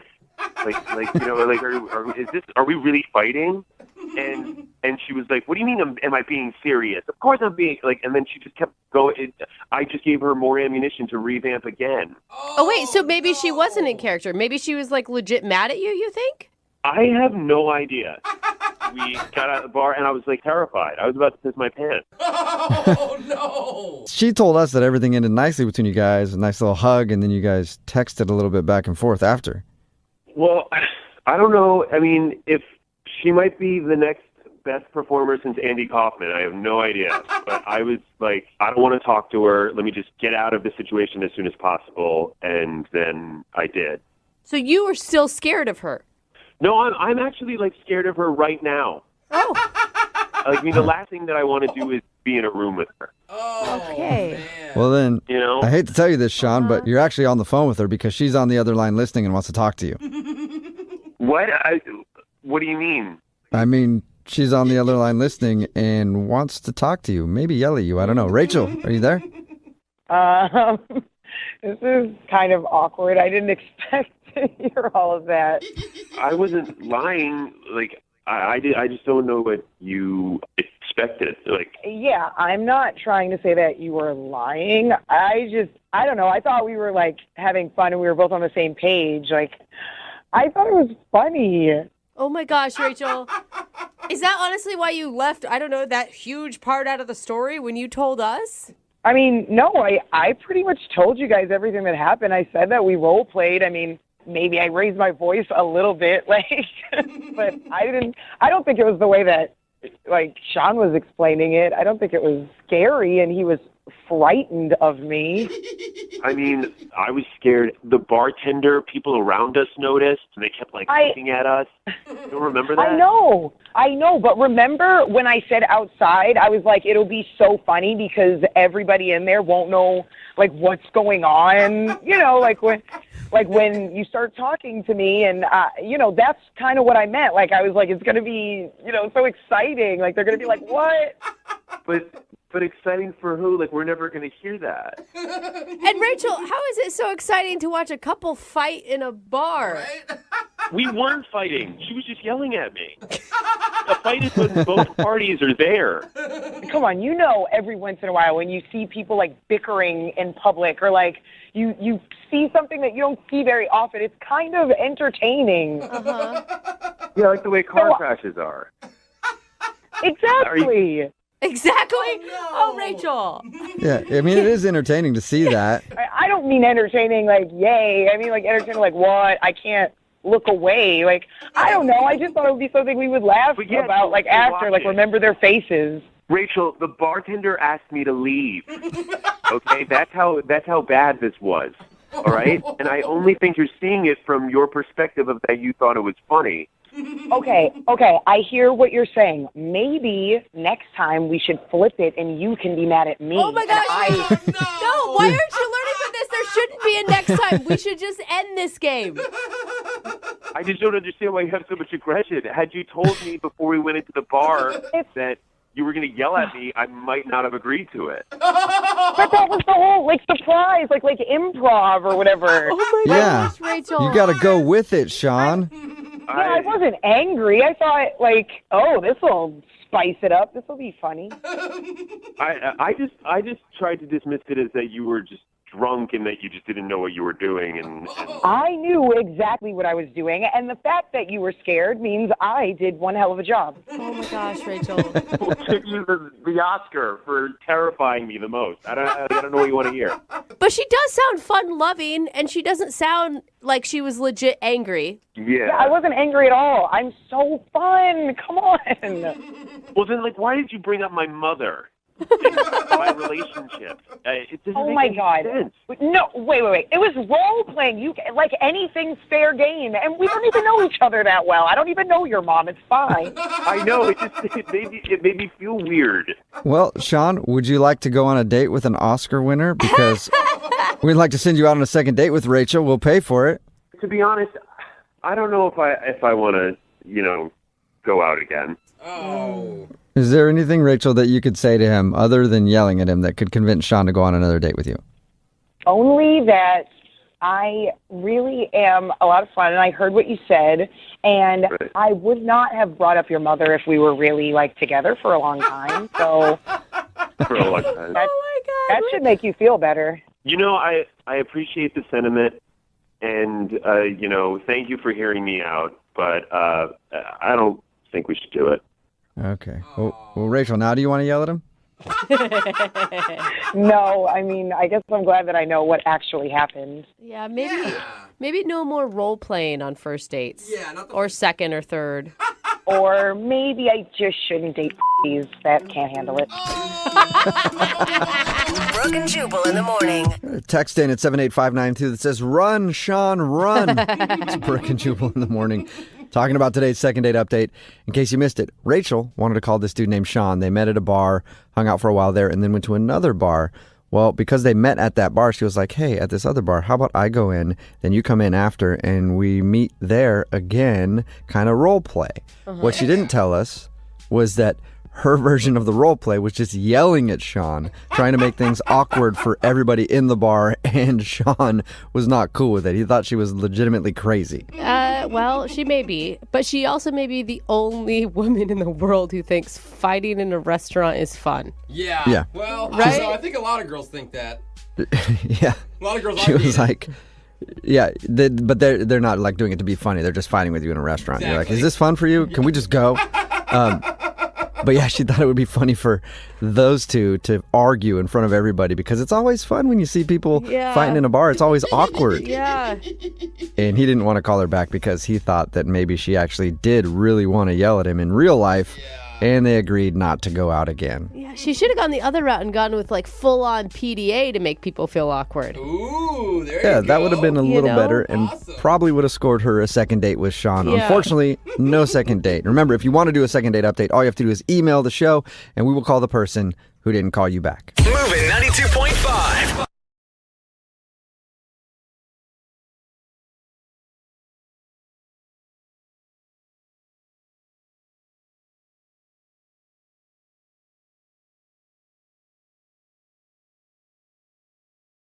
Moving 92.5. Brooke and Jubal's second date update. We have a girl named Meg on the phone for a second date update today, and in her email, Meg said that after her date, she was super disappointed in herself. Oh, man, Meg, don't be too hard on you. Yeah, so before we go any further, Meg, I just want you to know the feeling is mutual. We're all super disappointed in you too, okay? Aw, that's fair. No, it's a good thing because there's nowhere else for you to go from here but up. Okay, so just remember, we couldn't possibly think less of you than we already do right now. So with that in mind, tell us about your date. Who's the guy you disappointed? He doesn't speak for us. Well, I met this guy named Sergey. I swiped right because I thought he was cute, and he ended up being cute in person, too. Okay, so I see what you're saying, Jeffrey. She is at the bottom. Yeah. She's hit rock bottom. Give her a chance. I mean, obviously, things are bad, Meg. Yeah, but I'm still just really confused. Okay, so wait, can we start with the disappointment or do we get to the disappointment? Where does that come in? Yeah, let's get to the disappointment. Why don't Okay. you start at the beginning and tell us a little bit about what you and Sergey did? So when we talked on the phone, we learned that we both love to travel, and he's gone to a bunch of places that I have on my bucket list, like Machu Picchu, and I decided that instead of going to, a normal, boring sit-down dinner, it'd be kind of fun to experience other cultures together and try street food from around the world. Okay. Oh, cool. So you booked 2 one-way tickets around the world and set off on your adventure. No. We went across the globe, and we started with South America and had some carne batata kebab from Peru and some chorizo sausage. Oh, so like you planned out like meals from around the world by finding different restaurants where you could go get like appetizers, essentially. Exactly. It's like a little snack walk.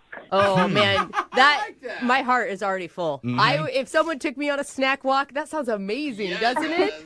Well, it was going really well, but I should have stuck with South America, I guess, because I decided to take us to a French spot, and I insisted that he try some street quiche. And Street quiche? I don't know that that's a thing. What does that sound like? Illegal. So, street quiche, are these like actual restaurants or are these like carts that you're finding on the side of the road? No, they're food trucks. Oh, you're at food trucks. Okay. Yeah, you're walking up off the street, but like, man, street quiche will get you. What? Yeah, it's written right there on the side of the truck. It'll get you. 15 minutes after he had the street quiche, he was just in really bad shape. Like, he was heaving. Oh. I'm just like sweating. It was really scary. So I took him to urgent care, and I felt terrible because of this stupid street quiche. And so the nice thing was that, like, our conversation was a little bit surfacey at the food trucks, but in the waiting room, he opened up a little bit. That's nice. In between heaves and cold sweats, he's opening up to you? See, that's the secret to getting a guy to open up to you. Put him in the hospital, and he'll tell you exactly what you want to hear. Oh, yeah. Get him vulnerable. He was crying to you, is what it sounds like. What did he tell you about? What'd you talk about? Oh, we just talked a little bit about our families and where we grew up, and we tried to not talk about food. Good. So, obviously, I cut it short because he wasn't feeling well. I stayed until he saw the doctor, and then I offered to take him home, but he just insisted on getting himself a lift and taking care of himself, and we had a really, polite hug, and that's kind of how things ended. I sent a check-in text to let him know that I had a good time before the heavesies. But, he's not really, there's no flirting or or, extra engagement. It's all very polite. Well, I would assume that he's very embarrassed. Like anyone who's got food poisoning. I mean, I'm assuming that he had food poisoning from the street quiche. It's not your best look. So why are you Right? disappointed in yourself after this? Because the quiche didn't kill him? Or did you want to get to the rest of the countries? No, because the quiche didn't kill me. It was, I feel a little responsible because I was the one telling him to try some food from my country. Oh. No, your country hurt him. Your heritage food. Yeah. I want him to know that he shouldn't feel embarrassed. Or be afraid of the French. So when did he get released from the hospital? When's the last time that you talked to him? It was about a week and a half. I'm sorry. If I got food poisoning on a first date, I wouldn't be calling the guy back either. No. All you think about when you think about them is it's terrible night you had. It's like he's not going to eat quiche for at least 20 years, and you're associated with it. So, well, that's what I thought. But then after he got sick, he kind of opened up to me. So I'm a little confused. Why we were able to have this authentic, meaningful conversation and then nothing. Yeah. All right, Meg. Well, why don't you go grab a plate of quiche? We'll play a song and come back, and we'll call Sergey for you and get your second date update, all right? Thank you. Okay, hold on. Moving 92.5. Brooke and Jubal in the mornings. Second date update. If you're just joining us for part 2 of the second date update, we're on the phone with Meg. She went out with a guy named Sergey and accidentally gave him food poisoning on their date. She didn't give it to him, but yeah. She took him on a little tour of all the food trucks in their neighborhood, and she forced him to eat some street quiche. Didn't force him. Asked him, whatever, which made him open up, just maybe not in the way she hoped, because he became violently ill, and she had to bring him to urgent care, and once they released him, he has not reached out to her for another date. So, Meg, we're going to try our best to figure out what's going on with Sergey. Thanks, you guys. I really hope street quiche didn't just ruin everything. Well, it did ruin a lot of things. Yeah, probably his pants. But I just think he's embarrassed. I think if we can get through that piece for him, then it seems like a pretty easy second date situation. Man, I sure hope so. I liked him a lot. All right, Meg. Well, let's call Sergey and find out why he's ghosting you. Are you ready? Yep. Okay, here we go.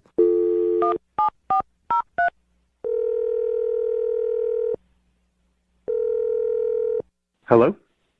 Hi, can I speak to Sergey, please? This is Sergey. Hey, Sergey. This is young Jeffrey from Brooke and Jubal in the morning. Do you have a minute to chat with us? I'm sorry, who is this? It's young Jeffrey from the radio show Brooke and Jubal in the morning. Are you familiar with us at all? Hey, hi guys. So yes, you listen, or yes, you're cool that we're calling you. I'm sorry, I'm just a little confused by all this. Why are you calling me? It's a good question. Yeah, great question. Well, we're doing something called a second date update, where we ask people who have gone out on a date recently why they're not calling the other person back. So you recently took out a woman named Meg, and she told us a little bit about what happened. Yeah, she feels bad about it, and she's really hoping to get another chance with you. She just wants to know what the reason is, why you're not getting a hold of her. Okay. And for the record, she feels terrible about the street quiche situation. We heard about that. Yeah. She told you about that? Yes. I mean, if you're going to describe the date, it's a pretty big moment. Like, that would be the highlight, right? Yeah. So you think me vomiting everywhere was a highlight of the date? Okay, bad low light. I mean, just a definitely spotlight. A memorable moment Yeah. from the date. Important. I see. Are you embarrassed? Is that why you're not calling her back? No, I mean, I had a good time. She's very nice. Even with all that, you had a good time. Before that, Yeah. that part wasn't real fun, but yeah, no, she's great. She's very nice. She's great. Okay. Did you guys have chemistry? Yeah, we had fun. We chatted, had a bunch of food. You heard about the quiche fiasco, so yeah, she was nice to hang out with. I don't understand. So why aren't you calling this great, nice, fun girl to hang out with? Bottom line, she just deserves, someone better than me. I can't be honest about my past. I haven't been dating for a while, and I was thinking I should get back into it or something, but she'd be much better off with somebody, than me. That could handle their quiche. No, that's terrible. Like, what do you you mean? She really liked you a lot. Like, what could be so terrible in your past that makes you undateable for her? I just think I shouldn't be dating. She deserves a guy that can just be wide open about everything, and that's just... What can't you be open about with her? Did you get in trouble with the law or something? Oh, I was thinking divorce. No, it's not. It's not divorce. I don't think if she found out, I just don't think she could accept me. It's not a common kind of thing like that. So I keep saying it, but I think I just should not be dating right now, and especially with her, because she's great, and she took care of me when I was sick and all that kind of stuff. So she's really got that sweetness in her, and I am just a terrible person. Aww. Well, what? In the past, yes. But it just not now. Did you commit a crime or something? Like, you're painting yourself as a very negative person. And you sound lovely. Yeah. Like, I would go have a beer with you. Yeah. I'm a terrible judge of character. Yeah, no quiche. Like, I don't think you're giving yourself a shot, man. You can't decide for other people what they can and they can't handle. Yeah, but you don't necessarily need to lay stuff on others. There's a level, and mine's pretty excessive. So it just... So yeah, just quit. Good idea. So, okay.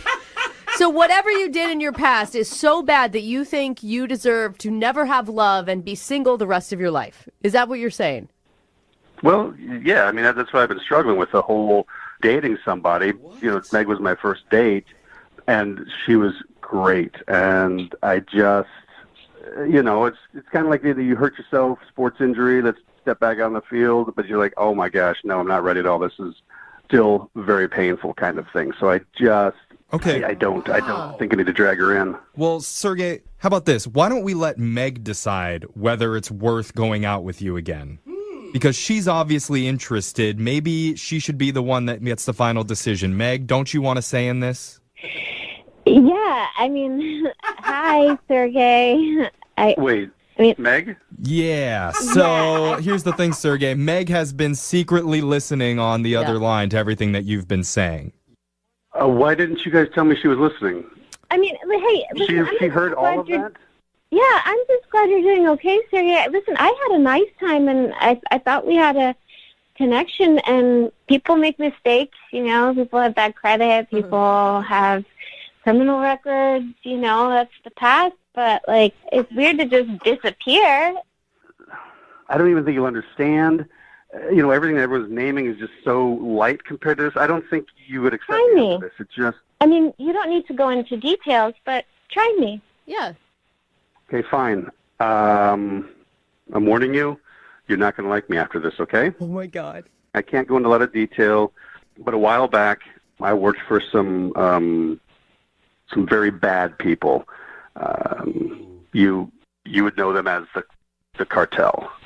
What? No way. He's like Narcos? Wait, you were in... Okay, continue. Sorry, continue. Yeah. Cartel. Got it. See, that's what I'm saying. You guys saying bad credit, all that. No, and I did, more than just selling drugs. If I hadn't escaped, I'd be dead. It just... Escaped? Yeah. Are you being honest? Are you making this up to get out of... is this the most elaborate way to, not to blow somebody off and be... No. Hold on. So can we clarify? You were in the cartel with bad credit, and that's why you can't go out with Meg. Oh, Jeffrey. No, it is not the credit. No, it had nothing to do with bad credit. Okay, I'm just trying to get all the facts here. Had to move to a different city, all that sort of thing. So that's why I can't open up. That's why talking about my past, it just doesn't work. I don't need to bring Meg into this, so... Well, let Meg decide. Yeah, let exactly. Meg she has a mind. Right, Meg. So see, it's not what you were thinking. It's just the cartel. Wow. Is that okay? That's huge. I can't say I saw that one coming, but yeah, we should take things slowly. Very. That's slow. It's mixed though, right, Meg? Because part of that really scary. Another part of that kind of sexy for some reason. Some girls want to date El Chapo. It's a lot of things at one time.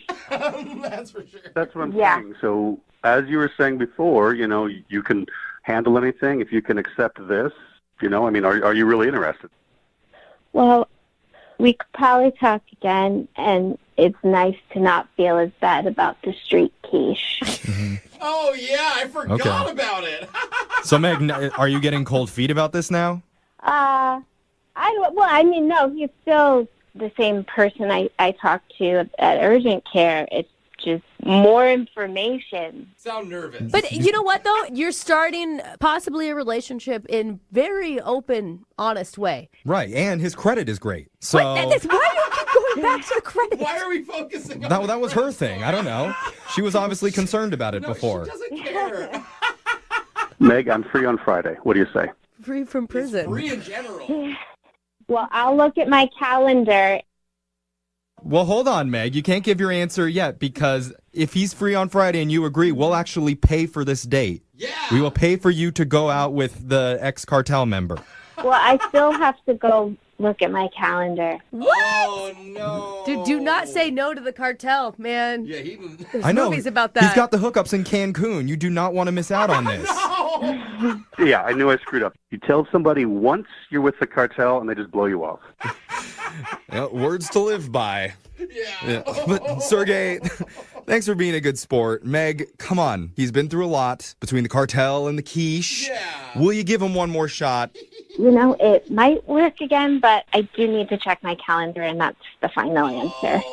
Ouch. Yep. All right. There we go. Thank you. Oh, man, I'm so sorry. I never knew I'd feel so bad for a cartel member. I know, right? Oh, buddy.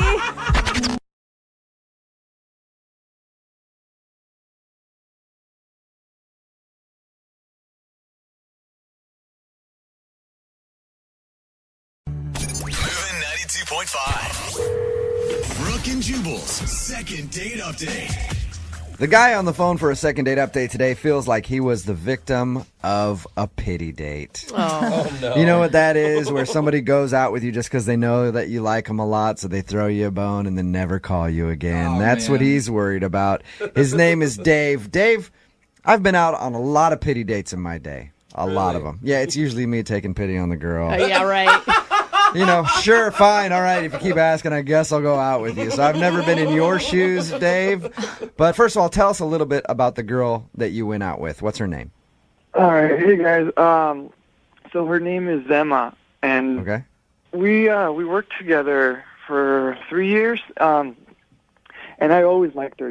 She's got freckles and red hair. She's just so cute, and so the whole time we got along great. Yeah, did you guys flirt at work? I thought we did. You feel like she likes you? Well, she's no longer here, so I mean. Oh, she doesn't work with you So anymore? after your date, she quit. Well, she had put. Yeah, I guess. I mean, she put in. What do you? Okay, I'm very confused now, Dave. All right, your email said that she was a coworker. You guys work together. Yeah, but I mean, she found another job. She said she was leaving for another better job. Okay. And this is before your date or after your date? She found the job before our date, but she left right after our date. Okay. All right. That was just the confusing part. So, did you feel like you guys were flirty at work when she was there? I did, yes. You did. Why Okay. did it take you 3 years to work up enough courage to ask her out? Well, I don't know, because she's not she's not the one night stand kind of girl. She's somebody that I really liked and thought it could go. I don't know, progress some more. Let me ask you a question, Dave. So nervous. Yeah. You got a lot of one night stand girls in your life, because I can't picture you really hooking up a lot of one night stands, man. I'm not trying to be mean. Nah, that's just not me. Okay. No. All right. That's okay. So what'd you guys do on your date? Well, first of all, how'd you finally get up the courage to ask her out then? Well, it was her last day, and she was in the break room. Okay. So it's now or never. So I approached her, and I told her that I know we've been friends for this long, but I've liked you since the moment I saw you, and I'd hate to have you leave without me doing this. So I know I would regret it if I didn't do it. So Yeah. I said, will you go out to dinner with me tonight? That is Did you so say it exactly cute. like that? Will you go out to dinner with me tonight? Or was it a little smoother than that, Dave? I guess it was a little like that. But that's okay. I mean, if you gave her all that other information about how you've wanted to ask her out since day one, what was her reaction? I mean, did she seem taken aback, or was she kind of like, oh? I guess a little of both. That's why I don't know if it was pity or if it was like she was swept off her feet sort of thing. Well, she probably thought it was endearing. And yeah. if you're nervous, it shows you're being genuine. So you can't tell if she was really interested or she was just like, oh, that's sweet. I'll go out with him. Yeah, 'cause now, I mean, the reason I thought now that it was a pity date is because, you know, we had a great time. You know, had a drink or two.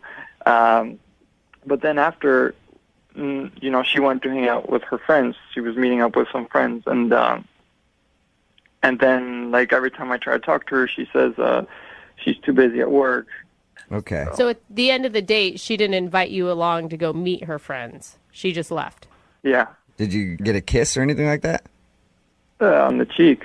You got a kiss on the cheek. She said she went to meet her friends. kiss. She's texted you back, though. That's nice, because normally people just ignore someone if they don't want to see him again. Oh, yeah. Okay. And you said that what did she said to you? Well, she said she's too busy right now. Okay.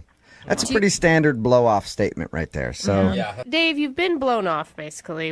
What exactly are you hoping to get out of the second date update?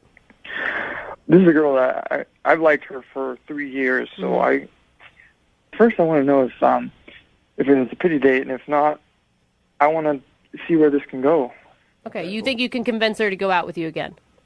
Yeah, I do, if she knows how much I like her. all right, well, we're going to play a song, come back, call her, and get your second date update, okay? Okay. All right, man. Cool. Hang Thank on. Okay. What are you doing over there, Dave? Just fall down. Yeah. What are you doing? Well,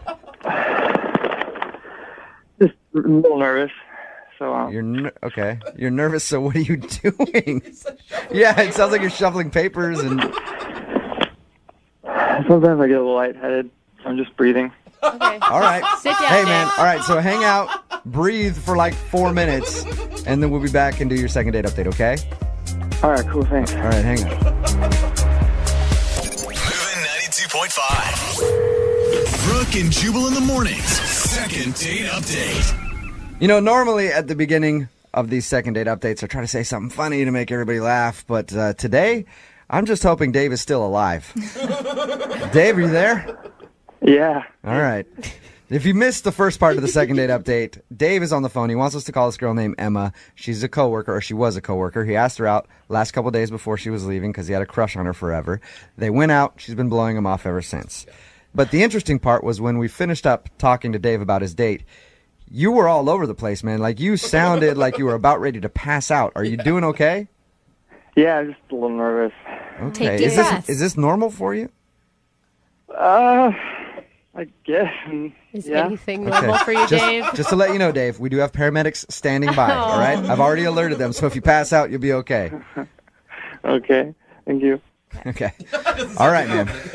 Well, I'm going to dial the phone number right now and ask her about your date, okay? It's the paper shuffling thing. Yeah, what is the paper shot? I don't get it. Dave. Yeah, I'm just, you good? Just getting, yeah, go. Is that All right. Hey, no, he said go. I'm going right Okay. now because I don't want to lose Dave. Oh, Dave.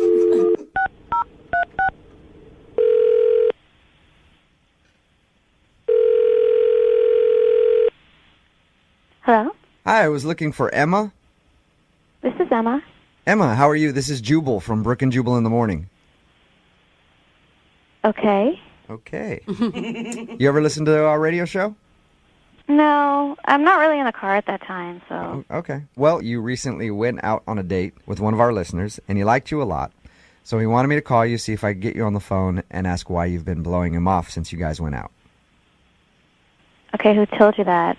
His name is Dave. Oh. You know Dave. You used to work with Dave.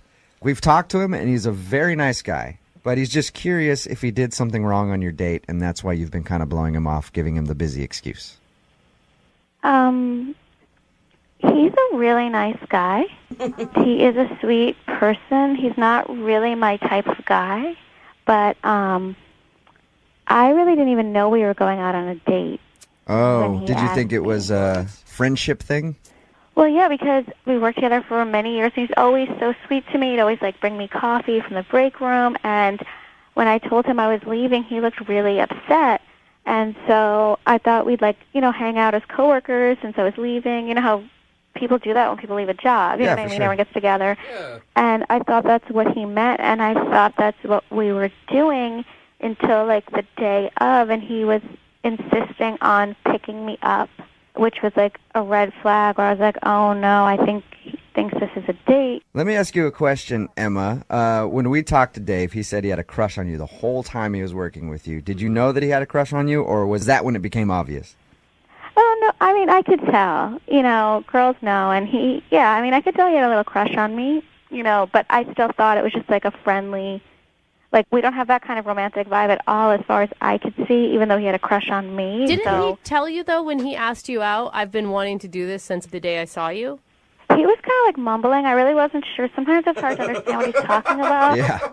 But, like, I really thought it was a hangout until, like, he insisted on picking me up at my house, and then he showed up with, like, a dozen red roses. And so I was like, oh, no, he definitely thought it was a date. Still could have been a work hangout at that point. I give all of my coworkers roses all the time. Jose loves it. So at that point, you knew it was more than just a coworker hangout.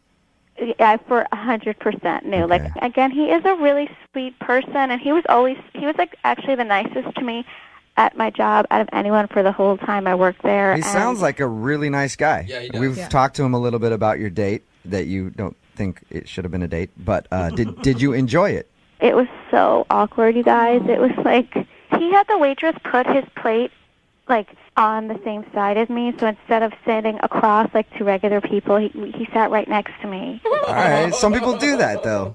He's kind of an awkward dude, huh? I know him from being a coworker, and he's always kind of like mumbly and nervous and awkward. But again, he is a really nice person, so I didn't want to be, I wanted to let him down easy kind of thing, without hurting his feelings. But like I've never seen him so nervous.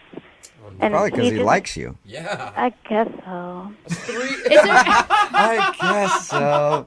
Is there anything attractive about him that if you were to step back and try to see him in a romantic light, could you? He's not the kind of guy I am attracted to generally, so... I bet you he's a stallion in the bedroom, Emma. You ever think about that? No. No, I don't think so. Well, would you be willing to at least tell him the reason why you've been kind of blowing him off, instead of just saying that you're busy? Just let him know, hey, you're not really my type. I think that would be really awkward. Because... I do too, Emma, and that's why I want to make it happen, because Dave is actually on the phone listening right now. No, are you serious? Yep. I know I am a little nervous at first, but I could become the man you want me to be. Yeah, I don't think so, Dave. There's a lot of girls out there, and I think you should keep trying, to maybe find someone that's a better fit for you. Dave, are you okay, man? Yeah. Do you feel like she's making the wrong decision here? Well, yeah, I wouldn't do this if I didn't really like her. And Emma, go out on one more date with me. I promise you, I won't be awkward like you said. Dave, I did have a nice time on our date, and I think we really do get along. It's just that you're so nervous, and you just seem to have so many anxieties that I'm not sure. Yeah, I know. I'm nervous, but this is just because I care about something so much that, this comes up. But, we always got along great, didn't we? We did get along really well. And you are a good-looking guy. Really? You think I'm really good-looking? Well, yeah. You are. You're just, a little nervous, but you are good-looking. You have a really, handsome face. See, Dave, you hear that? You're sexy. Yeah. Well, this is awesome. That's the way I feel when a girl calls me good-looking too, man.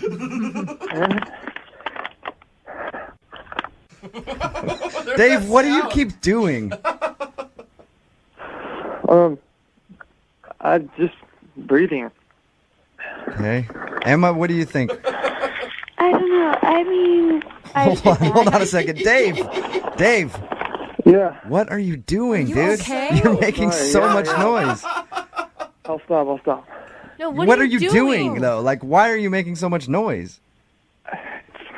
It's a paper bag. A paper Sorry, bag? it's too loud. You're breathing into a paper bag? Yeah. Okay. But here, I'll put it down. Yeah, put the paper bag down for a second if you can, all right? Dave. Emma, would you like to go out on a second date with Dave? I will pay for it. Give him one more shot. He sounds like a great guy. He'll leave the paper bag at home so he won't be making so much noise. I mean, I would say this, that of like all the guys I've ever dated, Dave is definitely like probably the sweetest and most caring and considerate and nicest. Like, he may not be polished and he's a little bit rough around the edges, but I know he would go to the ends of the earth for me, so. Well, then why not go out with him again? The ends of the earth for you? Jesus. That sounds like somebody I'd want to spend some time with. Yeah, I would. I really like you. Okay. I will go out on a date with you, Dave. There you go. Congratulations, Dave. Dave. Yeah. Congratulations. You got a second date. Whew. You gonna be okay? Oh, Dave. Dave, are you breathing into the bag again, Dave? Well, now it's some excitement, man. All right, then keep breathing into the bag then. Brooke and Jubal in the morning.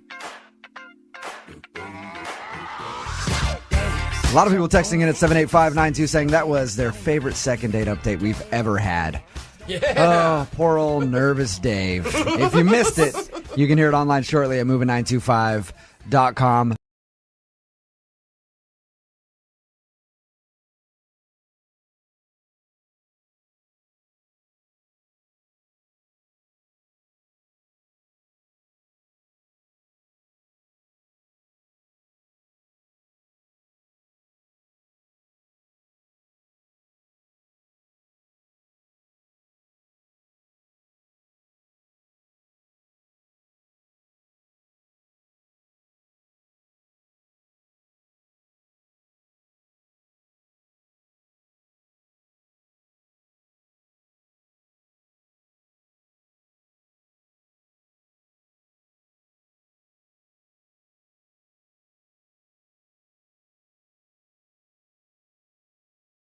Moving 92.5. Brooke and Jubal's second date update.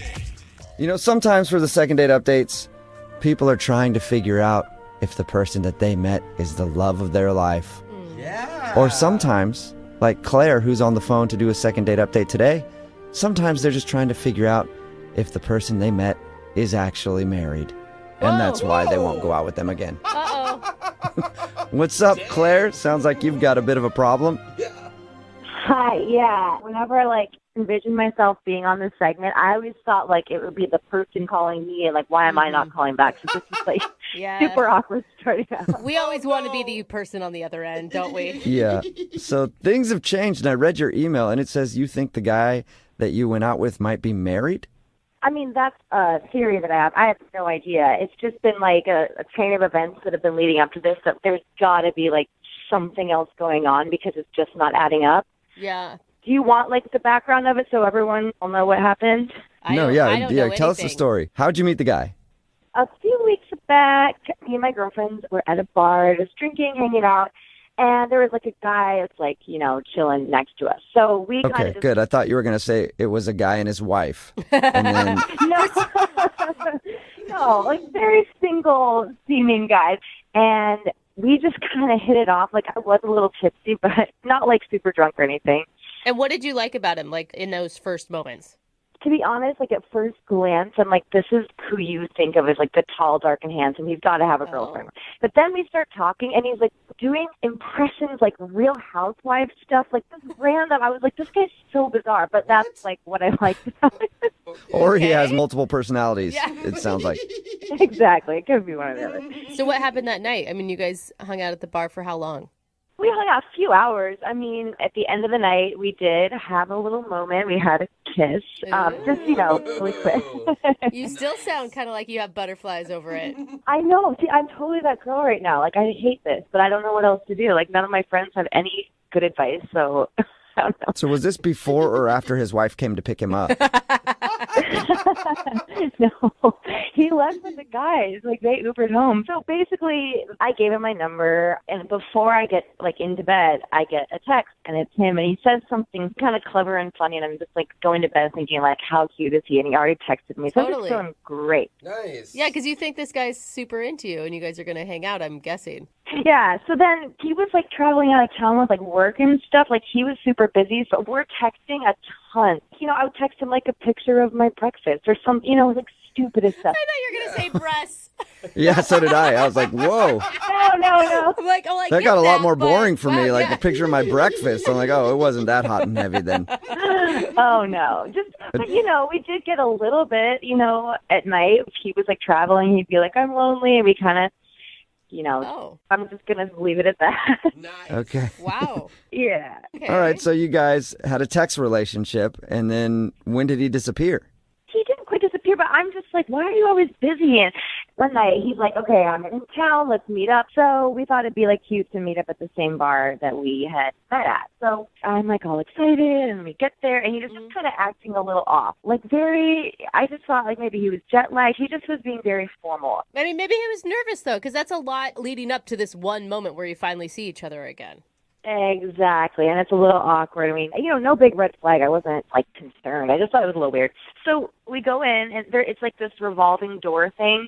He, like, leads me in. I go in first, and he goes in behind me. And the back of my jacket, something happens where it's, like, stuck in the thing, and it, like, jams up.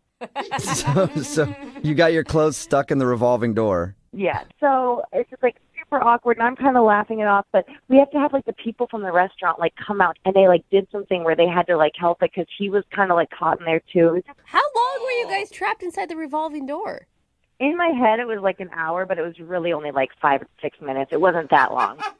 Okay. Long enough to be an awkward start to your first date. Or great, because they say when your life flashes before your eyes, it really brings people together. Well, I hope, but that's not really what happened. So basically, we get all unstuck, and I'm just like, okay, we just gonna have a drink and like get this back on track. I'm done with my glass of wine. I'm gonna, get ready to order one more. And before I can even like say like, another round, he's like, check please. Like he kind of interjects. It was weird.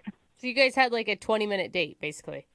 25 if you're counting like the door debacle. Like, yeah. Yeah. I think we should count that in just to make it a little longer. So I asked him, and I was like, hey, is everything okay? And he's just like, nothing's wrong. He's just like, I'm exhausted. Like, work is actually like really insane. We go our separate ways. And yeah, like it was just not like the date that I had like built up in my head. So how many times have you guys talked since then? Since then, it's been like 8 or 9 days. And he has been like so busy. And in that time, like I have not heard back. That totally sucks because I bet you were like on board. Like finally I met a guy that I'm super interested in. And yes, and it's like they either have the looks or the personality. I'm like, this is, full package, and I can totally, we're on the same level of like, it just felt so easy, and then it felt so forced. And I'm like, there's something I'm not seeing or I'm missing, or I don't know. Yeah. Like, is he married? Does he have a girlfriend? Like, he's just like two different people from the first time I met him, and I'm just like turning into like that girl that is like obsessing. Okay, well, we'll play a song, come back, and then call him and get your second date update and hopefully get an answer, okay? All right, thank you guys. You're welcome, hang on. Moving 92.5. Brooke and Jubal's second date update.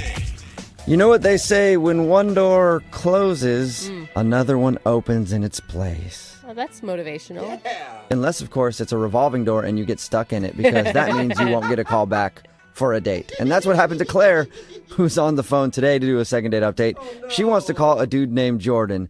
They met at a bar and then texted for a while back and forth. He was on the road, busy with work, I guess, and then he finally got back to town and they arranged to go on a date. But now he's not calling her back, and she thinks that the reason could be one of two things. Either he's married, or because she got stuck in a revolving door at the restaurant and the staff had to come help them get out of it. So we'll find out which one it is in just a second. Claire, we're about to call him. Do you have any final thoughts before we do that? Don't even ask me because I'm like already like nervous, so I just wanted to do it.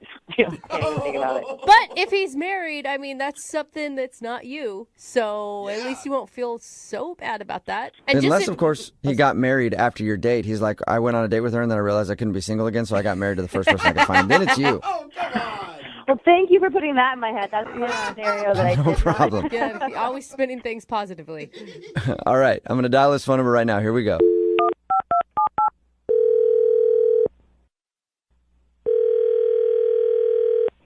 Hello?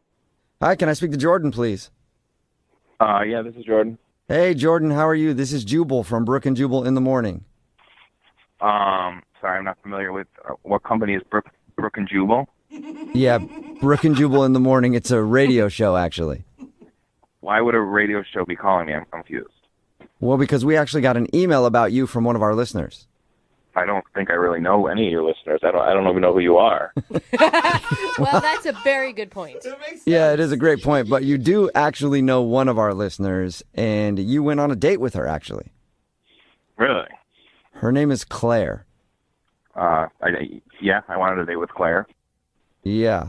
Well, Claire told us a little bit about how you guys met and how you texted back and forth for a while, and then you finally met up, and then you kind of cut the date short and haven't texted her ever since. So this is a segment I'm going to talk about kind of what happens. We'd like you to. Claire would also like you to. And people do this? Like they talk about the date, what went wrong to you? Yeah, sometimes. Not all the time, I guess, but Claire really liked you a lot, so she's wondering too. She's like totally clueless. And it sounds like your date was pretty lame. I mean, it wasn't even the date. There's so much more to it, guys. I don't even know where to start, really. Can you tell us anything? I mean, I can say that, like, it was my fault. Like, she shouldn't feel bad about anything because it's 100% on me. You're married just like she thought, aren't you? She thought I was married? What? Yeah. Yeah, why She says that's the only thing she could think of because you guys texted back and forth a lot. You said you were constantly busy, and then you met up with her real quick, and the only thing she can think is that you have some sort of secret going on, like girlfriend or a wife or something that she doesn't know about. She thinks I'm that horrible of a person? Well, it's an option. Yeah, who knows? Yeah. She doesn't know how horrible you are. She just wants to find out how horrible you are. I'm not horrible. I just feel bad, guys. Like, I feel really bad about this. So you did do something bad. No, I didn't do anything bad. I mean, like, okay, so I don't know if she said we met out one night. She was with a bunch of girlfriends, and I was with a bunch of guy friends. And there was this girl there, this blonde girl, that was beautiful, that I was really into. And I was really excited. Like, I really was excited about this girl. Okay. So that happened. We had fun, whatever. We exchanged numbers. Okay.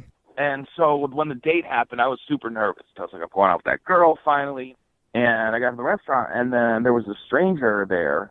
She approached me and hugged me right away. Right away. She knew my name, and I was like super skeezed out. Like, I didn't know who she was, why she was hugging me, and she, was like, oh my God, it's so good to finally see you again. And I was like, what? So the girl that I was talking to that night that I was like interested in wasn't the person I thought it was. So wait. Are they two different people, or did you just not remember what Claire looked like for some reason? So Claire, in my head, was that blonde girl that I've talked about. It wasn't Claire, the girl that I met at the restaurant. For lack of better words, like, the person I've been texting wasn't the person I thought it was. Okay. So you thought Claire was this other girl until you showed up to meet her for your date? Yes. But you kissed Claire the night that you met her. To be honest, I don't remember that. But, I mean, we were... Okay, so you were obviously pretty drunk when you met Claire. I didn't meet Claire, though. I guess I did meet Claire, but I didn't... You made out with Claire. Yeah, oh my God. I mean, Like, I guess I did kiss someone. I kind of remember, but in my head, it was that blonde girl that I'm talking about. It wasn't Claire, the girl that I met at the restaurant. It was not even close to her. I mean, it wasn't her. Oh my god. All right. Okay, I understand that there's could be some shock in expecting one person and getting a different person, but you guys still had like a 2-week conversation where you really connected with Claire. I mean, I don't know, though. It was like, I thought it was this other girl. I mean, this other girl was beautiful, this blonde girl. Yeah, I mean, I'm not saying that Claire's not beautiful. She is. It's just like, I was like, I got catfished or something. Like, in my head, it was this one girl.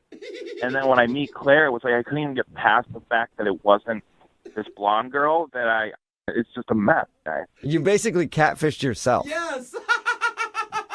Yeah, I absolutely did. And I did that time, but I'm not a mean-spirited guy. Like, you guys got to get this. Like, I feel horrible about that. Jordan, I hate to add another surprise to the whole thing, but Claire, the girl that you met, is actually on the phone listening and wants to talk to you. Oh, come on. Jordan, stop. Like, this is so hard for me to stay quiet. Like, what are you doing? Okay, Jordan, please. Just tell him the truth because, like, I know you're joking, you know you're joking, and this is, like, embarrassing to me if you're, like, doing this. Just, please. This is the absolute truth. Why do you think it was so awkward? Like, why do you think I left after one drink? Because you weren't who I thought you were. Oh. It's my fault. I'm not making... They're taking this seriously. They're taking you seriously right now. You're wasting people's time. I think he's serious, though. Yeah, he sounds serious to me, Claire. I'm so sorry, Claire, but I thought you were your friend, the blonde girl. No, Rachel, you did barely talk to her. Stop. I talked to her a lot. I don't remember talking to you that much. I mean, I don't know what... It's awkward. I know this is horrible, but I don't remember talking to you that much. I remember talking. This is not real. This is not real. No, this is fake. Are you kidding me? Are you being serious? No, Tell me right now. Like, be serious. I am being serious. I'm absolutely being serious. Do you swear? Like, we were all drinking. Of course I swear. I'm not lying. I'm not making up some excuse. Oh, I like, the blonde girl. Like, I thought you were the blonde girl. No, I sent you pictures. Wouldn't you have just said, like, oh, I'm the wrong person? Like, you should have said something then. Like, hello. Because that's the thing. You didn't send pictures of your face. Why did you never send me a picture of your face? Now it's her fault. Yeah. The reason I'm not sending you pictures of my face is because you never wanted pictures of my face. You weren't asking for that. No guy ever really does, Claire. Claire, can I just ask you, it sounds like he was wasted the night you guys met. Did you not realize he was that drunk? Well, I was a little drunk too, but, like, Jordan, like, why didn't you, when you saw me at the restaurant, why didn't you say something? Because I felt horrible. Yeah. Because it was my fault. I screwed up. I dropped the ball. I thought you were somebody else. I mean, I just feel like this can't... So, like, you, this whole time, you're thinking that I'm my friend Rachel this entire time. Is Rachel the blonde girl? Yeah. Yeah. Yeah. I would love if you could connect me with Rachel because I thought that's who you were the entire time. Dude, do not right now. That is... She's not even fun. She's not even fun. She's not even fun. Well, that leads me to this question. Jordan, would you like to go out on a second date with Claire? We will pay for it. I really feel like you should.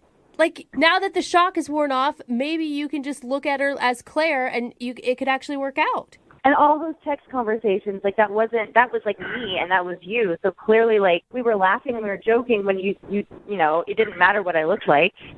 Yeah, I mean, I guess we could do a second date. I mean, I think I owe it to you, and I think we owe it to ourselves to actually sit down and have, a meal together and see if there's anything there. Wow. Well, I don't want you to do it out of, like, charity. Like, do you want to go out with me? Like, no, I'm not doing it out of charity, but I feel bad, so yeah, sure. Oh, wow. Yeah, I mean, like, that would be great. Yeah. Okay. So congratulations, Claire. You got your second date. Yeah. Obviously not the way that I thought, but that's good. Claire, I'm sorry that whole thing, it went down like that. No, I think it's a good ending overall, so I'm okay with it. Cool. You know what? I usually don't suggest where people go on their second date, but I think you guys should go out on another group thing. Like maybe Claire, bring your friend Rachel, even. Oh my God. Sweet, I can bring some friends, yeah. Yeah, don't ever hang out with Rachel. Brooke and Jubal in the morning. Text in at 78592 says that was the most romantic second date update I've ever heard. Really? Is it No, the only one? I think they're being sarcastic. Okay.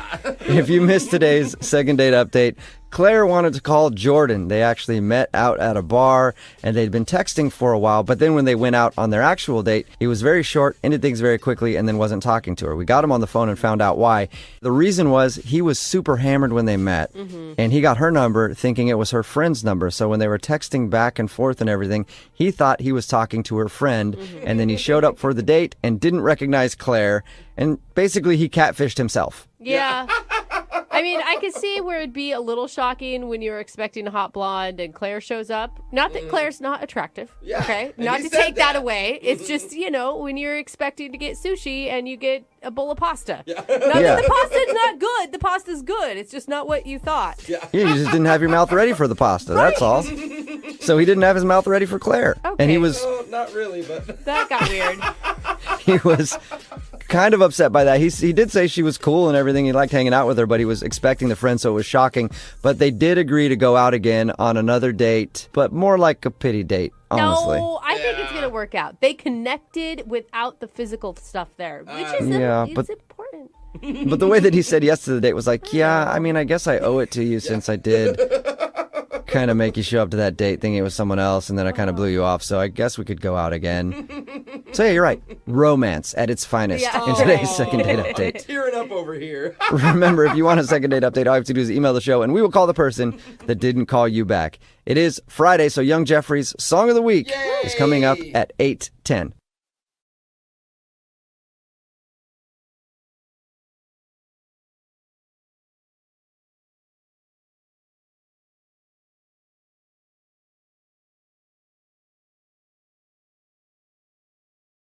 There are some second date updates that we do where I'm really pulling for the person on the phone, and today is one of those occasions because I want the guy to get a second date today. His name is Michael, and judging from his email, all of the odds were stacked against him when he went out on his date, and that's probably why he's not getting a call back. Okay. Michael, what's up, man? How are you?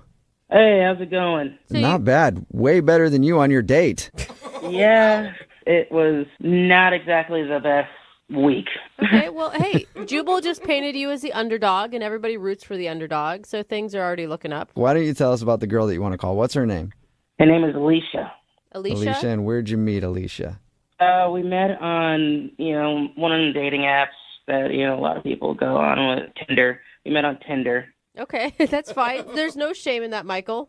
I don't know. A lot of people get really kind of judgy when I say Tinder or meet on like another dating app. I mean, I like to embrace technology sometimes, Hey, don't worry about the haters in life, Michael. You do Embrace that technology, Mike. Yes. Well, I did. So what do you like so much about Alicia? Well, not only is she beautiful, she's I don't know, like I something. It was more. Like I said, I'm still embracing the app, but I mean, it takes me a while to even want to get to know somebody, Okay. So I just thought, like, wow, she's really cute. I'm gonna swipe right. Okay, so you did that, and you guys obviously went out because you're doing a second date update right now. Why do you think she's not calling you back? Well, before we even get to that, I gotta lay some context out so you know exactly why the date went bad, okay? So I'm sitting kind of in a coffee shop one day, trying to get some work done, just like everybody else in, a coffee shop or drinking coffee. All right. And went to the bathroom, kind of left a little bit of my stuff out. All right. Yeah. This is a weird setup to something that happened before the date. Well, life's weird, right? So it is. It is, Michael. So why was it so weird that you went to the bathroom in this coffee shop? No, it wasn't weird that I went to the bathroom in the coffee shop. That was pretty normal. Oh, good. It was weird when I came back and I found my stuff was gone. Whoa. Oh, no. Someone stole your stuff? Yes. They took my wallet, my personal phone. I'm using my backup phone, my old phone right now. I mean, that sucks, but what does that have to do with the date? Well, can't exactly pay for too much of a date if you don't have money or cards or anything, can you? Oh. Okay, so did you make her pay then? Luckily, I took her to a spot that I had a gift card to. Okay. And everything's going great. We're talking, we're chatting. Next thing you know, end of the night comes, time to pay the bill. Waitress took a gift card, and she came back and said that I don't have enough money to cover the whole bill on there. Like, okay, well, can you put it on this card? And I put it on a backup card, which I didn't tell her this. It was my mom's credit card that I had to use. Okay. But it's all understandable. I mean, you got all of your stuff stolen. It's not like if you explain this story, she's going to be like, oh, screw you. Well, they still wouldn't take it because it wasn't my name on it. Oh, so you were trying to use your mom's credit card and it got returned to you because of that? Yeah. Oh, man. Okay. I mean, they said that my mom needed to be there and pay with it, and she definitely wasn't there. Kind of be embarrassing if it was a date and a mom date at the same time, you know? Yeah. So I wait, think that's they- the only way your date could have been worse, actually, is if your mom was there. Yeah.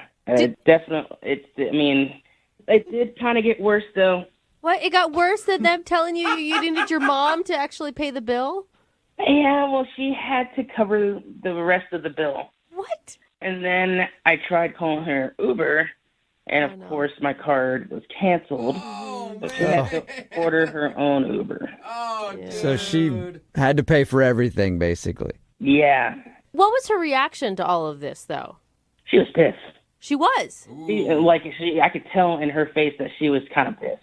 I feel like you shouldn't even want to go out with her again, Michael. You don't want a girl who's going to be upset about something like that. You're trying. You're putting the effort in. Yeah, but I also didn't tell her that all my stuff got stolen. I don't understand why you wouldn't tell her that. Well, I thought if she found out, she'd think I'm just like a dumbass or something. Like, oh, well, you're dumb enough to put your stuff there. Blah, blah, blah, blah. You know? So she just thinks that you're just like a cheapskate trying to pay with gift cards that don't have enough money and then your mom's credit card and then... Yeah, I mean, the only thing that's missing out of that is like, oh, yeah, I'm still living in my parents' basement, so... Wait, are you, though? Are you still living in your parents' basement? No, that was a joke. Okay. All right. No, Michael, I didn't know where our boundaries were here. It's not the basement. He's in the room next door. Okay. Right, Michael? No, I got my own place like a year ago, so...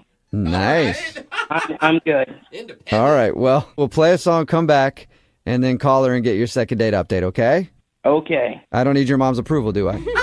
No. Okay, we'll do it right after this. Moving 92.5. Brooke and Jubal in the mornings. Second date update. I really want Michael, who is the guy on the phone for the second date update today, I really want him to get a second date. You do? Yep. If you just tuned in, Michael is on the phone. He wants to call Alicia. They went and hung out at a bar, and it turns out that Michael looked like he was broke because he had a gift card, and he paid with his gift card but didn't have enough money on it. So they asked for a credit card. He had his mom's credit card, and they wouldn't let him use that because it wasn't his. And then when he tried to get her an Uber after the date, it got turned down because his card was declined.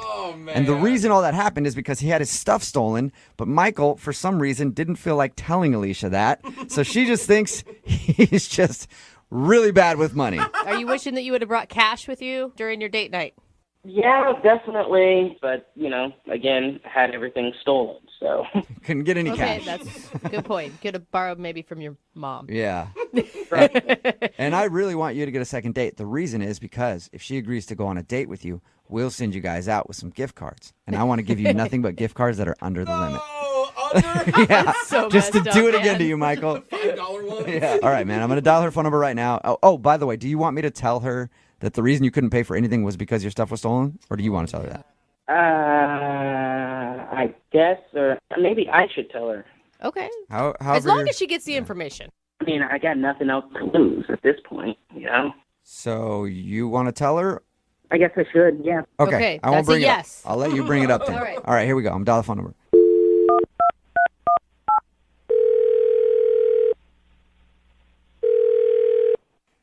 Hello? Hi, is this Alicia? Yes, this is she. Who's this?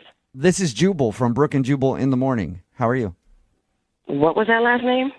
Brooke and Jubal in the Morning? That'd be a weird last It's a name. very long last name. What? My name is Jubal, and I host a radio show called Brooke and Jubal in the Morning. Brooke is here. Hi, Alicia. Jose is also here. Hey, what's up? Okay, so there's 3 of us on the phone right now, and it is a radio show, like I said. Okay. Hi. The reason I'm calling you is because one of our listeners actually emailed us saying that he'd like us to call you. That's odd. It is kind of It odd. is. Everyone agrees with that. It's a segment we do on our show. It's called the Second Date Update. So you recently went out with a dude named Michael. Oh, great. Great. That wasn't great. Awesome. Yeah, and Ooh. Michael sent us an email because he's tried to reach out to you, but you're not getting back to him, and he wants to know what he did wrong. He's broke. Okay, that was blunt. We knew that, though. You're upset that he couldn't pay for the date. Hold on. How do you know he didn't pay for the date? Oh, because we talked to him. He told us about your date, and he said that he had a gift card that wouldn't work, and then he tried to use his mom's credit card. That wouldn't work, and then he couldn't call you an I'm Uber. sorry, say that again? He uses what? He used his mom's credit card?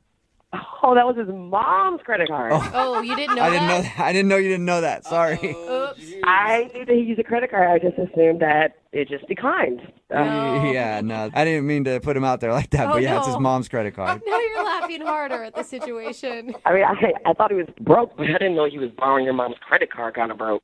Yeah. It's a different level. Was that just a big turnoff to you? Completely. I've dated tons of guys that have a lot of money, all right? Mm-hmm. I've also been on the flip side and dated guys that have not that much money at all. Aren't they the worst? You know? They're terrible, aren't they, Alicia? But what's wrong with dating poor guys? Let me say this. Right now, for me, in my life, I cannot date anyone that is living check to check. I mean, how can you go on a date and not have any money to pay for it? Well, what if he had a good reason for that, though? A good reason to have zero money? That's not the type of guy I need in my life and I want to go on a date with. But don't you think it's like, I don't know, we're modern era. Women should make their own money. I do make my own money, but you're not going to ask me on a date. I show up, and you have all this fun, and we keep doing more and more, and you can't pay for anything at all? Okay. Yeah, I mean, I guess it's like, I make my own money, but I would also like to be with someone else who makes their own money. Yeah. Then we can both have our own money together. That's exactly what I'm talking about. That's what I need. But I don't blame him for not having any money. I just don't want to date a guy like that right now. Okay, well, but what if he... Wait, Alicia, I do have money. Wait, what was that? Oh, that's Michael, who couldn't wait until we called him onto the phone, Michael. Hi. Oh, my God, Michael! The Michael I went on a date with? Yeah, he was actually on the other line listening and wants to talk to you. What? Yes, Alicia, I'm sorry. I did call these people, but I had that night. I just had a bad situation. I was trying to contact you to tell you, but you weren't picking up at all. You weren't doing anything. You just ignored me the whole time. Michael, you were trying to pay with your mom's credit card. Well, you didn't know that it was my mom's credit card. You're just finding out today. So That still doesn't matter. I couldn't even get an Uber home. Well, let me explain at least, all right? There's nothing to explain. You took me on a date and didn't have any money. The reason why I didn't have any money is because all my stuff got stolen right before the date. I was at a coffee shop, left my stuff out, somebody stole it, and I turn around for like 2 seconds, and the next thing you know, everything's gone. I don't believe him. What? You don't I don't believe believe him? you. You don't believe him, Alicia. Really? All your stuff gets stolen right before the date, and then you still got on a date? I do have money. Matter of fact, I'm going to have some really soon as my mom dies. What? What? What did you say, Michael? I said I'm going to have a lot more money as soon as my mom dies. I mean, You're going to have money when your mom dies? What are you talking about? Is she sick? I mean, no, she's fine. She's really fine. What? Just, eventually I'm going to have money. She collects antiques. What is wrong with you? What is exactly, Alicia? What is wrong with you, Michael? Your financial status is dependent on whether your mom lives or dies. Oh my God! I mean, there's no weather to it. I mean, she's eventually gonna die. We're all gonna die. Oh my gosh! I mean, I'm just saying, when she dies, I'm gonna inherit, her antiques, and I'm just gonna sell them off. Wow! You've got some serious issues.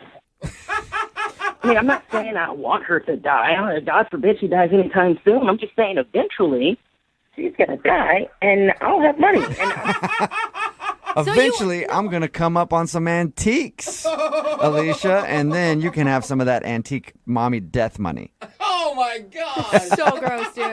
And Michael, you are broke. That's what broke people say. Your mom's money is not your money. I mean, not yet, but in 20 years, I'm going to be rich.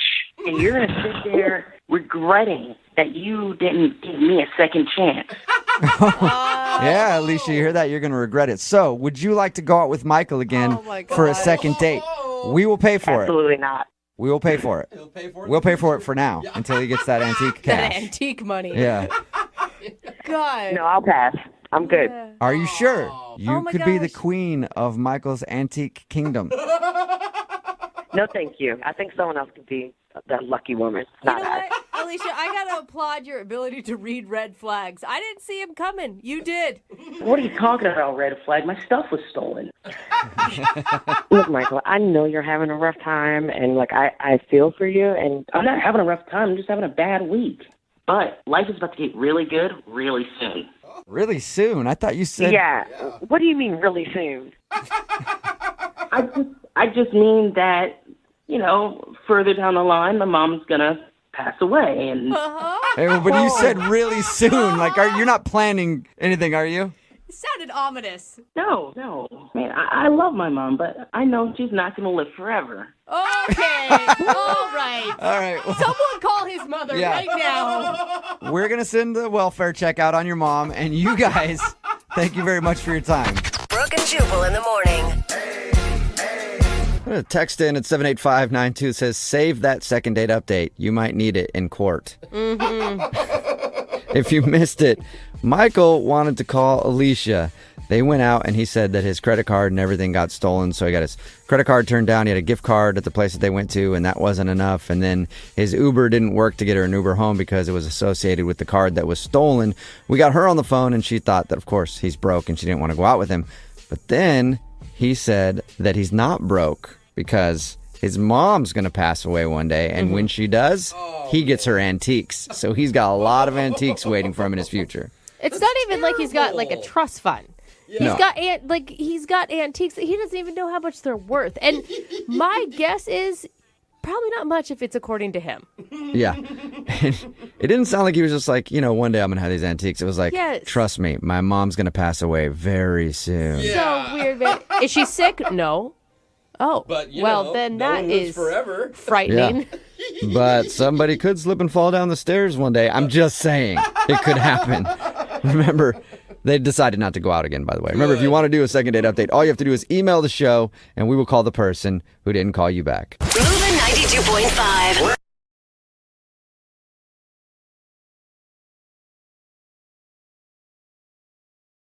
Need LASIK? Trust the experienced team at the LASIK Center at Evergreen Eye Center. No glasses, no contacts, no limits. What will you do? LASIK at evergreen.com. You know, whenever we go out and do appearances, like stand outside of a tire shop and shake hands for 4 hours, God, radio is so glorious, isn't it? is a glamorous industry we work in. Shoot. It really is. Well, we get asked questions a lot, like, why don't you do updates on the couples from your second date updates? And I'm like, duh, we already do them. Where you been?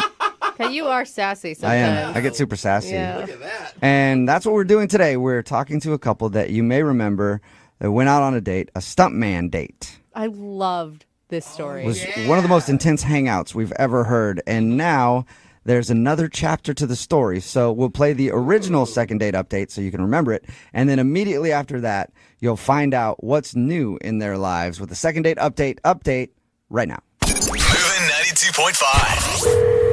Brooke and Jubal's second date update. Taking a girl to your work on a first date. In some instances, that could be a good idea. Like if you're the captain of a luxury yacht. Okay. I was going That'd to be go cool. with no until you said that. I can see Some that now. cases could be a bad idea, like if you're a janitor. Probably not a good place to take somebody on a first date. Well, the guy on the phone for a second date update today, his name is Mike, and he took the girl that he liked to his job for his date, and I think that was a terrible idea. What's up, Mike? Hey, man, how you doing? What's up with you? Hey, Mike. Are you a janitor, Mike? I'm just going to get that right out on the phone. No, it's way cooler than that. Okay. I'll give you that, Mike. You do have a cool job. We'll get to that in just a second, but first, let's hear a little bit about the girl you went out with. What's her name? Her name's Katrina. She's rocking. She has a rocking body. I met her at a gym. Oh, God. I just never think that really works out. I'm impressed already, Mike. It almost didn't work out for a long time. I mean, I followed her for about 11 months, a year in the gym, just like... Mike, that's creepy. You should choose different words, Mike. No. I didn't follow her. I saw her. We ran into each other. In fact, we talked several times. I mean, she really seemed interested. So how did you finally work up the courage to ask her out? Well, I met her over a year ago, and I asked her out the first time I saw her. Oh. Whoa. Yeah, yeah. I mean, I didn't wait for it. I saw what I wanted. She was beautiful. She said no. Never mind. So you were persistent for a whole year, and you finally wore her down. Now you're getting me, Brooke. So it took you a year to finally get a date with her. What was the magic words that actually got you in the door? The magic words was, I already asked her out 10 times. Here's the 11th. What do you say? She said, okay, fine. Hey, she said yes. Okay. All right. Only took you 11 tries and you did it. That's Congratulations. it's actually kind of romantic. I mean, you obviously were super into this girl. Were you really nervous before your guys' date? No, I wasn't nervous at all. I was taking her to my job, and my job's pretty cool, so I thought that was a winner. Oh, cool. Yeah. And that's what your email said. You think that might have actually ruined your chances for a second date. Why do you think that is? Honestly, I don't think she liked it. I took her to a movie set. First of all, I'm a stuntman. I'm a stuntman on major movies. That's so cool. Yeah, so I got some of the guys while it was a closed set to plan out a whole stunt, and it was a lot. Actually, a lot of money spent. I mean, a lot of money, time, and people. So what kind of stunts were you doing? I'm not a guy that likes adventure a lot, so for me, a big crazy stunt would be like, let's just cross the street in the middle of the road and not the crosswalk. That would have been enough for me. What'd you do? The stunt was being blown out of a building. What? Wait, you took her on a date to show her you getting blown out of a building? No, we got blown out of a building together. Oh, wait, what? She was participating in this? Talk about trust and team building. What more do you want, Brooke? Dude, that's crazy. How whoa. safe was this? It was totally safe. She was definitely padded. We were hooked to a crane. We had our jerk vest. We had everything we needed. The explosion was a little bigger. Now, I will say that. It was a little bigger than we expected, and the fire did cross our faces and our body. But we had... Dude. No. We put enough fire protecting on us that we were totally okay, but she wasn't okay with it. Yeah, she doesn't have eyebrows anymore, but it was fine.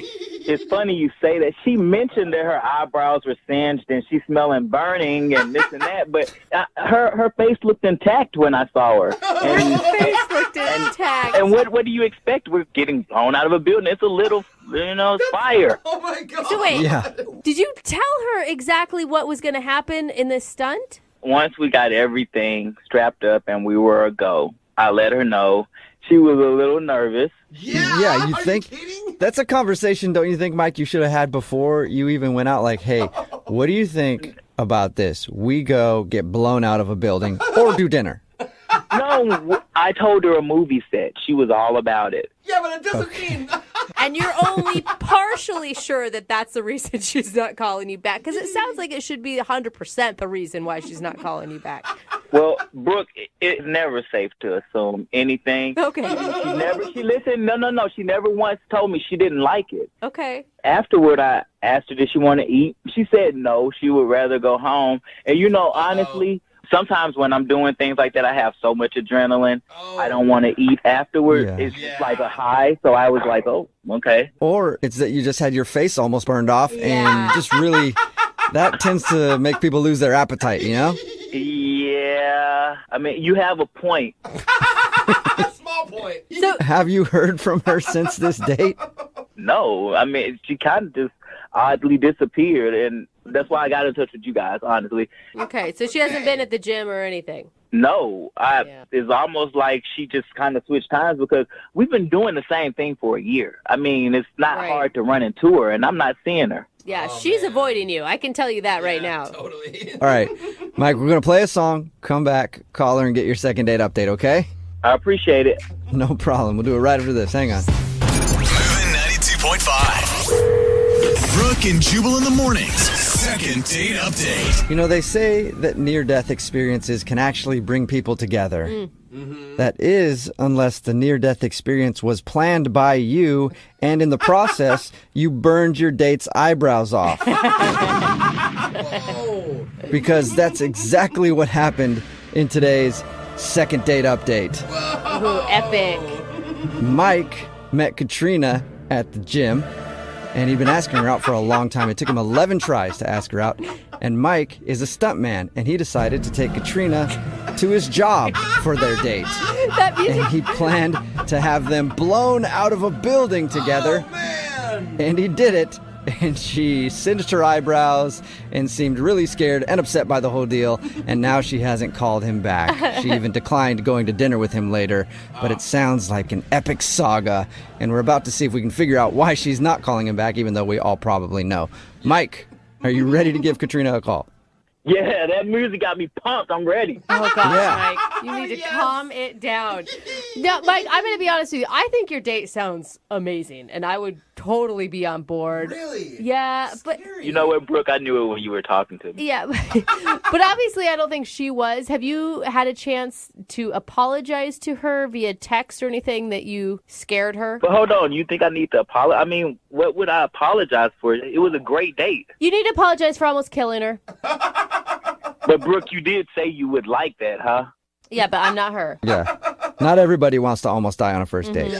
Just some people. You guys are taking this almost death. I mean, it was blown out of a building. She was padded up, you know. Fire crossed her face and singed her eyebrows, Mike. Fire crossed her face and singed her eyebrows. Everybody's been burned a little. Yeah. He's right. He's right. Come on. Okay, I'm going to dial her phone number right now, man. Here we go.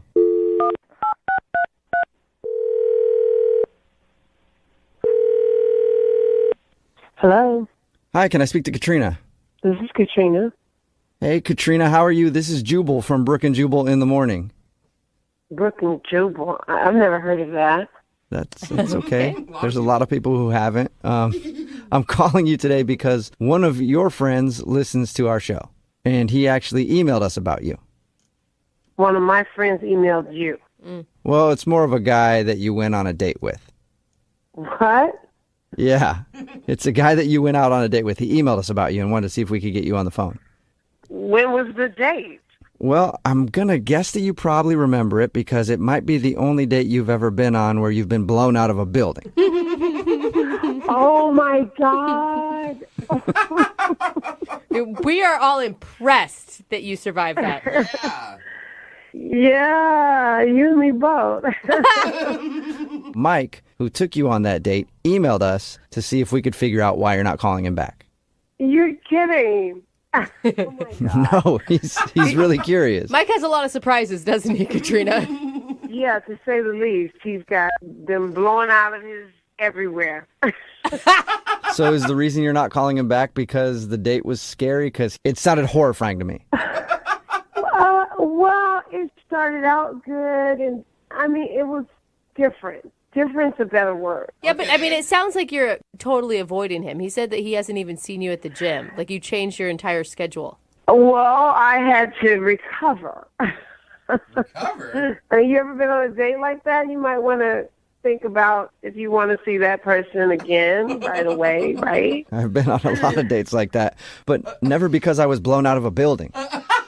Right, so if you can imagine, I'm going to take a little more time. Okay. I don't even know how to look him in the face right now. Well, why? Because you were scared? I mean, you were that scared? You don't know how to look at him in Well, I don't know what he told you. He told us that he met you at the gym. He'd been asking you out for a long time, and you finally said yes. And then he did take your date to work day, where he took you to his job, and he's a stuntman. And then he did a little thing where you guys got blown out of a building. He thinks that you were scared and also a little upset because apparently it singed your eyebrows. Well, it did singe my eyebrows, but they grew back. But he didn't say that I wet myself. Oh my God! What? Wait, you did what? I didn't hear. Repeat Say that. yourself. What happened? Girl, it's okay. You're in the company of people who have done the same thing. What happened? Did you pee your pants? Oh! I peed my pants. Now that has not happened, since I was a kid. Oh my God! Like how wet are we talking? Like a little wet, or all the way down to your knees wet? It was pretty down to my knees. Like I just knew he saw it. Oh my God. Hey, don't feel bad about it, Katrina. I've peed my pants 3 times with him just telling me the story. So big deal. You got blown out of a building. It's okay to pee your pants in that situation. Oh my God. Yeah, but I think he actually noticed. Why do you think he noticed? Well, he looked at me kind of stunned, and he was like looking me up and down. And so I thought, even though he said, "You want to go to dinner?" I thought he was just being nice. You smelled like urine. That could have been another reason why he noticed. Well, I smelled like smoke, but... Oh, okay. I bet. It covered up the scent of pee. Yeah. He didn't mention anything to us about you peeing your pants, though. No? No. I'd be surprised by that because he had to, undo my harness and help me out of this. Yeah, I'd totally be surprised. It was pretty obvious. Oh, man. But okay, granted, you would be really embarrassed. I understand why you would be. But he obviously was into you. Like, he's tried to call you. You just have totally ghosted him. But I peed my pants our first date. Like, how do you come back from that? I don't know. You only go up after that. That's the great part of it. You know what, Katrina? I know you're not good with surprises, and I don't want you to make the same mistake twice, but Mike is actually on the other line listening and wants to talk to you. Try not to pee your pants. Oh, my God. Katrina, you don't listen. You don't have to be You embarrassed. did In fact, I knew I was just keeping it quiet. I didn't want my friends to know you had peed on yourself. I did it. And listen. No, I did it. I did it my first time. At least you did it like a champion. You were wearing all black. Nobody noticed. You know. You noticed. Well, obviously, I noticed. my I'm goodness. taking your harness off. I'm bending down in front of you. I smell pee. Come on. And technically, it's all your fault. Yes. So wait, Mike, you were going to take her to dinner with wet pants? I didn't want to draw attention to it or embarrass her, but I still wanted to spend time with her, so I didn't know what to do. Hey. That says a lot. A man who's going to take you out to dinner with pee pants on, he likes you. It's kind of romantic. I mean, I don't know what to say to that. I was so embarrassed. Well, say that you will answer my phone call when I call you next time. Okay, I could do that. Are you sure about that? You didn't sound very positive. Well, I mean, it's nice, but I still have to look him in the face knowing that I did that. So, I might not sound excited, but it's nice. I liked him up until I peed my pants. Katrina, I peed my pants before, and I'll even go even further to say I even shit my pants once before Oh, that's too far. during a stunt. Does that make you feel better? TMI. Wait, can I just I ask, admitted this. what stunt made you poop yourself? Listen, don't worry about what stunt it was. Just know, Katrina, that it has been much worse for me. And you shouldn't feel bad for what happened to you. It's totally normal, and I respect you for it. There you go. Mutual respect for peeing your pants. Katrina, would you go out with Mike again on another date? We will pay for it. Yeah, I mean, as long as I get to pick the date and we're not like jumping out of a car going 100 miles an hour, I will say yes to that. Okay, so that's an official yes. Yes. Oh my gosh, you guys are actually really cute. That's awesome. Yes. Oh, man, but now there's pressure. I got to figure out what to come up with for the next date. I mean, once you already make a girl pee her pants, what else can you do? Brooke and Jubal in the morning. That was a second date update from a few months ago, and every once in a while we actually get an update on the update. Yeah! And Katrina and Mike are on the phone with us right now. What's up, guys? Hey, how are you? Oh, hey, look at you talking at the same time. You're so in sync. That's true. Are you guys still peeing on yourselves? Or That was just Katrina. Oh, yeah. Katrina, you still peeing on yourself? How are things going? No, I am not. Okay. So things are going good with you? Or, our producer reached out to see if we can get an update. Well, things were going great. We were dating for like a few weeks. And then something really big happened. And Mike, you want to tell him or you want me to do it? No. Yeah, something awesome happened. I got a great offer for a job to move to Hollywood. What? All right, stuntman. Yes. Like, I'm a full-time double for my actor, and my girl got to move down with me. Wait, hold up. Slow it down, Mike. You're just dropping the bomb on us that after dating a couple weeks, Katrina, you moved down with him? I did, yeah. Yeah, I dropped the bomb on her. I told her I wanted her to come with me. Oh, wow. So you guys have moved to Hollywood now. Yeah, living together. Shut up. What made you make that decision, Katrina? We were in such a good thing for those few weeks that I thought, follow your instincts, girl. Yeah, all right. You never know. Okay. Oh, my God. I am such a scaredy cat. I don't know if I could have done it. Me neither. I mean, if I could get blown out of a building with this guy, I can move to California with him, I feel like. Yeah, seriously. I mean, how bad could it be living with him if you've already got blown out of a building and peed yourself in front of him? Like, dude, I would have peed myself on that decision more than the building one. I'm going to tell you what. That's scary. I think it's great. I get to go on the movie sets with Mike and see him work, which is pretty awesome, and watch other people get blown out of buildings. And a couple of weeks ago, I got to meet Matt Damon, so I'm meeting stars. I mean, it's brief, but it's fun. Oh, my God, your social media profile pics are going to be so much better now. yeah, and that's what relationships are all about. Like, is if you can make the person's social media better, and that's what it sounds like Mike has done for you. Congrats, you guys. That's so cute. How are you doing with it all, Mike? Well, I think it's awesome. I mean, for her to drop where she was and to trust in a relationship that she didn't really know, it meant a lot. So I think I put a lot into it. I didn't just want her to move out here. I tried to make sure she had a job. Even Katrina, tell him, I mean, you've been even going on set as an extra, and it's been really cool. And who knows? You never know. This might be wedding bells ringing. And Wow, did you know about this, Katrina? No, I didn't know about this. My God. Well, that's great. Yeah, I don't mean to jump the gun, but yeah. I mean, things are going great. I'll just put that out there. Yeah. All right. Awesome. And if they ever don't go great, you're a stuntman. You could always fake your own death very easily. So you can get out of it if you need to. Brooke and Jubal in the morning. Talking in my sleep at night.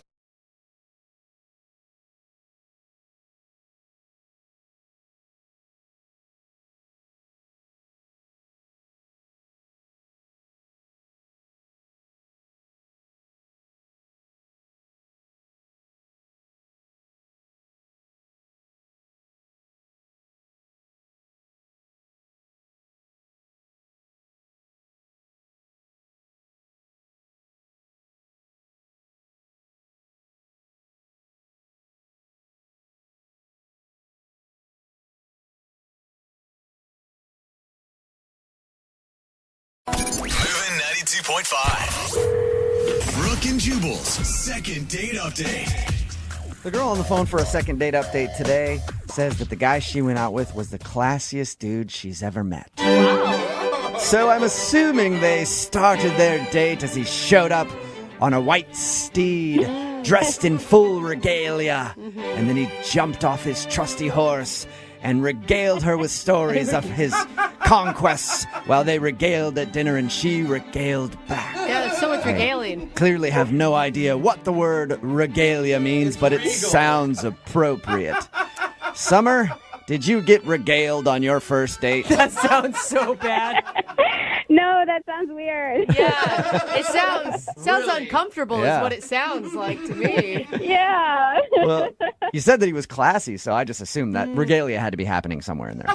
Well, I mean, he was classy, but I mean, it wasn't anything weird like that. Okay, so what do you mean by it was the classiest dude you've ever been out with? I mean, he was just a real gentleman, usually when I go out with a guy, they're nice, but I mean, this one, when I met him at first, he kissed my hand and everything. Ooh, fancy. That's an old school move. Yeah, I don't know how I would take that. I I mean, I thought it was very gentlemanlike, like very respectful. I thought it was cool. Yeah, that was going to be my question because it's a move that not a lot of guys do. So is it creepy or is it cool? No, it wasn't creepy. He was not a creeper. Which means he was hot enough to pull it off. Yeah. Or she was attracted enough to him. Yeah, because if you look like me and you kiss somebody's hand, they're like, dude, restraining order time. And hand wash So, time. yeah. And need some hand sanitizer quick. So how'd you meet, first of all? Well, he was a Tinder date. Oh, okay. So you met classy off of Tinder. This may be a first for anyone. Rare. I know. Usually you swipe through and it's a bunch of, it's some interesting characters to say the least. But no, he was very nice. Like, he's very professional type of guy. Like, he didn't say anything that was weird or off, and so I was excited to meet him. Okay. What's his name? His name's Daniel. Daniel. And what'd you guys do when you actually went out?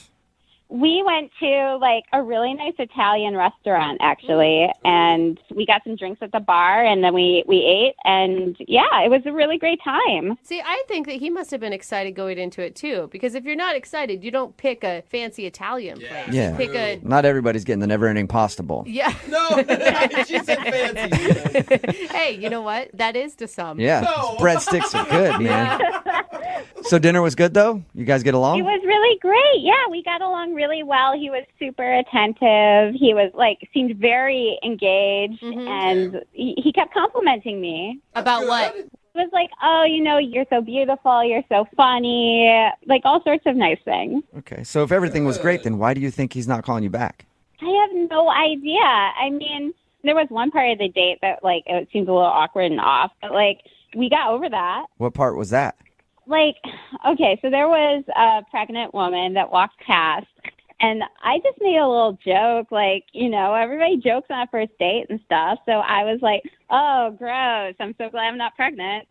Whoa, But wait, So you wait, ripped on hold a, I don't know, if I were going out with you and you ripped on a pregnant lady, I'd be like, this girl's awesome. No, I love it. She just rips on anybody. But here's But the I could thing. see how somebody'd be like, that's a little harsh, don't you think? It wasn't particularly mean. It was just about the state of pregnancy is uncomfortable, and so Okay. everyone knows that. So I was like, "Oh, so glad I'm not pregnant. That would be horrible." Oh, I don't know how much of a joke that is, though. Yeah, it doesn't sound like a maybe joke. something like, "Oh, look at how much pasta that lady ate."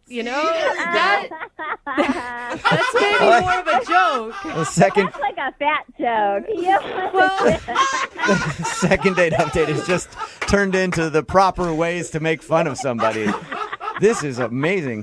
Do we even need to call him to ask for a date? I just want to continue this conversation. You guys, you're making it seem so bad. It wasn't. It was just seriously me being like, oh, can you imagine if I was pregnant? Oh, wouldn't that be horrible? That was all I did. if it was awkward about you saying "ick," pregnant lady, what was his response that made it awkward? Well, he just kind of he kind of stiffened up and leaned back and was like, he seemed very off put, and he was like, oh, it was just one of those awkward moments where he didn't really say anything, That's but not good. clearly that affected him somehow. But you said at the end everything seemed fine. Yeah, exactly. Everything did. I mean, he kissed me on the cheek, and he was very much see you next time, Okay. So you said you've tried texting him and calling him. Have you done that a lot or just a few times? No, I just sent 2 texts, and I tried calling once. And that's it. That's it, yeah, because I didn't want to scare him off, but apparently he's already scared off. For some I don't reason. know. All right, well, we'll play a song, come back, call him, and find out why he's not calling you back in your second date update, okay? Thank you so much. Yeah, hang on. Moving 92.5. Brooke and Jubal in the mornings. Second date update. If you're just joining us for today's second date update, Summer is on the phone with us. We just talked to her about her first date with a guy named Daniel. And I would just sum her date up in one sentence. Everything was going great until the pregnant lady showed up. Yep, showed up and ruined everything for Summer, or at least that's what she thinks. Just a quick recap. She met a dude off of Tinder, Daniel, the guy we're talking about. They met up, went to a great Italian restaurant. She said that he was classy and gentlemanly. And then there's one point in the middle of the date that there was a pregnant woman. And Summer decided for some reason she needed to rip on that pregnant woman. And looked over and was like, oh, God, could you imagine if I was pregnant right now? That looks terrible. And I guess he sort of tightened up after that, like, that was rude. But it was really just a misplaced joke from Summer, and it didn't work out that well for her. I mean, I don't hate pregnant women. I just said I'm glad I'm not pregnant right now. Like, I am. I'll tell you, you sound like a very happy, bubbly person. And as a mom, I'm just going to say, don't take offense to what you're saying. So she supports you. Yeah, I don't know. Oh, thank you. Thank you for your support. It means a lot. But apparently Daniel seemed a little awkward after that, but they still ended the date with a kiss on the cheek. And Summer, according to you, it's one of the best dates you've ever been on, so you can't figure out why he's not calling you back. Yeah, exactly. Everything seemed to go good except for that one little pocket of time. But otherwise, I mean, we ended so well. I don't get it. Why isn't he calling me? I wonder if the pregnant lady that you kind of made fun of at the restaurant, that could have been his baby. Oh, that makes sense. Too. No, no way. It was like an ex-girlfriend that was in there, and he's like, that's my child. No, that's like a weird sitcom. That's like for life. Okay, I'm dialing his phone number right now. Here we go. Okay.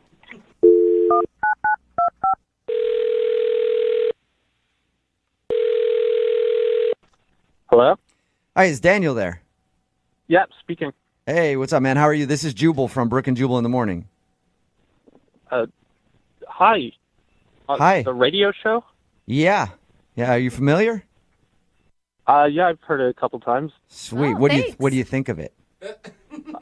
Yeah, you guys are cool. You don't mean that one bit. You have not listened enough. I could tell that you did not really mean that. He's like, I heard 10 minutes one time. No, I did. I mean it. Okay, you could tell you didn't. You're like, yeah, you guys are cool. I don't know. Yeah, sure, whatever. Well, I'm calling you today because we actually got an email about you. Okay. About what? Well, it's from a girl named Summer. Oh, Summer emailed you? Yeah, we do a segment on our show called The Second Date Update. So you went out with Summer, and she's tried to text you and call you since your date, but apparently you haven't responded, so she would call in the big guns. Oh, boy. All right. Yeah. So can you tell us why you aren't calling Summer back? I don't really want to. Well, she kind of wants an explanation. Dude, we talked to her, right? She had great things to say about you. She said it was like the best date of her life. She was really complimentary. That's really nice. I mean, we had a lot of fun. It was a fun time. So you liked it? She was fun. Are you not attracted to her? Is that the issue? No, she's cute. I like her. But it's just not going to work out. Okay. Well, why? If she's cute and you had fun. Yeah, it sounds awful. Is that a problem? You don't like that? No, I really like that. It's just she lied. She lied? Whoa. About what? Actually, let me rephrase that. She wasn't 100% truthful with me. Okay. But who is on a first date? Let's be honest. Well, yeah, but I mean, this is kind of an important thing that she wasn't very truthful about. What was it? Well, she said her name was Stephanie on Tinder. Okay. Okay. And then when we met, it was revealed that her name is Summer. So she uses a different name on Tinder. Yeah, well, number one, I don't know why someone would do that, but... I could think of a lot of reasons. Maybe she's got a crazy ex, or she doesn't want people to know, or she doesn't want her job to be able to search her on Tinder. Mm-hmm. Okay, I mean, nonetheless, it still wouldn't work out. Why? Why is that a big deal? Yeah. Well, yeah, so her name is Summer. Her name is Summer, okay. My last name is Pants, and if we were to, I don't know, like long-term relationship, get married at some point, her name would be Summer Pants. Come on, that is the dumbest. I think that's amazing. Yeah. I would love that. Well, I would not love that. It'd make me very uncomfortable knowing maybe people are making fun of her behind her back or something like that. Oh, my God. You jumped so many steps, by the way. Well, I know I'm going fast, but I'm looking for a long-term relationship. So I'm not there to just mess around with people. And So you're looking for a forever pants. Yeah. Okay. Yeah. Okay. Hey, don't be a smarty pants, And Jubal, okay? You don't feel like somebody with the name Summer Pants would be the person that you want to be around all the time. No, it's just a little too awkward. Okay, but you are so many assumptions here. One, that she would even take your name when you got married. Like, a lot of women keep their last name, and that's fine. No, I come kind of from a more traditional point of view. So you want whoever you marry to take your last name? Yeah, I do. Even though it's an awkward life to live with the last name Pants. I know it is. I'm living it. But you're Daniel Pants, and you don't think Summer Pants would be a good partner for you. No, I just couldn't do that to her. All right. Well, and that's it? That's the only reason? That is the biggest reason, yes. That is Okay. so ridiculous to me. Well- Yes, you could be missing out on the love of your life because of a silly thing. And years of great jokes. Yeah, that's a problem for me. I don't want my wife's name to be a joke. I just want us to be a happy family of pants. See, now you're making jokes about your own last name, so you can't really judge. No, I'm allowed to. Okay, you're allowed to. to. Well, Daniel, I do have to let you know that Summer is on the phone listening right now, and she wants to talk to you. What? Yeah, you there, Summer No. Pants? No. I can't believe this. Wait, are you serious, Daniel? Really? It's just because of my name? Yeah, I mean, your name can't be changed. But like, this can't be the real reason. Like, there must be something else. And was there something else? Like, you won't hurt my feelings if you tell me. No, look, I had a great time with you. When I thought your name was Stephanie, everything was fine. And then you told me your name's actually Summer, and that kind of was it for me. This is so crazy. I just can't believe it. What if like Brooke said, I mean, I can keep my name. I don't have to change over to Pants. I mean, Yeah, but I'm kind of looking to have someone that has my last name with me. That is so weird. Yeah, but I it's can fine. hyphenate. I can always have my full name on the registry, and then You it's want to have Summer a Stephanie hyphenate Pants. Hyphen Pants, yeah. Well, no, I don't care. Like, I really don't care what my name is. I think it'd be fine. I don't think people will think it's weird. And I love the name Pants. It's great. It's only 5 letters. That's perfect. What? Well, you know, on the Scantron forms and stuff like that, it's so annoying to have a long last name. I would see not that. mind shortening down the Pants. That is true. It's a lot easier to fill things out. The important things. Look, I'm looking out for you. I don't want you to go around and say, hi, my name is Summer Pants, and have people making fun of you behind your back. Who knows? Okay, this is going to sound really weird, but, like, I might just be ignorant. Is this, like, some sort of sex term that I don't know? No, it isn't. I don't know it either if you don't know it. But I think it should be. I mean, like, you're making such a big deal out of it. I don't know if this is, like, some weird, like, what's it'd the be the reason? What's same so if- bad about it? It'd be the same if your name was Autumn. Autumn pants or spring pants. Yeah. But the thing is, Daniel, I don't think that you're listening to her or anybody else in the room. Like, you are the only one that has a problem with summer pants. And you guys aren't getting married anytime soon. If you do, you just had one date. Why not give it another shot, Daniel? I just feel like we really got along well, and I really do want to see you again. And I don't know, like, I mean, I understand that you have reservations, but I mean, I think it's something that, you know, I'm okay with it. She is so understanding, Daniel. Really you are nice. going to be missing out if you worry too much about this pants thing. So, Daniel, would you like to go out with Summer again on a second date? We'll pay for it. What, you're going to pay for it? Okay. Yeah. Then, yeah, let's go to Hawaii. I'm not sending you to Hawaii, Mr. Pants. I think dinner. Well, you said you'd pay for it. How about this dinner at somewhere local? Or like a Hawaiian Cap restaurant. $75. I think that is pretty generous. Yes, that's great. You'll do that? All right. It could be a Hawaiian themed restaurant if you want. I don't care. Summer, does that sound good? Another date with Daniel? That sounds great. Thank you. You're welcome. Congratulations. Successful second date update. Yeah, Thank you. Oh my Yeah. gosh. Yay, I'm so excited. You better text or call me back, Daniel. I will, Summer Pants. See, now you guys already have a little joke. It could work out. Yeah, it could. I'm super excited to potentially be Mrs. Summer Pants. Yep. Don't rush things along, all right? One pant leg at a time. There it is. God, thank you so much. Brooke and Jubal in the morning. Text in at 78592 says, I wish my last name was Pants. Pickup lines would be endless. Yeah, that's true. We're talking about today's second date update. A woman named Summer wanted to call this dude named Daniel, who wasn't calling back after their date. They had a great date. The reason that he wasn't calling back, she didn't tell him her name was not actually, or it was Summer. She had a different name on her profile online, and her real name is Summer. She has it changed for whatever reason. But she told him that her name was Summer, and he's like, I can't date you. Because his last name is Pants, and he didn't want to be dating somebody that would be named Summer Pants if they ever actually got married. Which is so dumb. I mean, it's like you, Jubal Flag, not dating someone named America. Yeah, and I would You do know? that because I think it'd be even better. I'd be like, I love that. So they decided not to go out again. He just couldn't handle her being called Summer Pants. Unfortunately, though, I think that's an awesome name. Yeah. Hey, I'm Fox. I'd like to date a Harry. There you go. You know? Remember, if you want to do a second date update, all you have to do is email us, and we will call the person who didn't call you back. Moving 92.5 presents.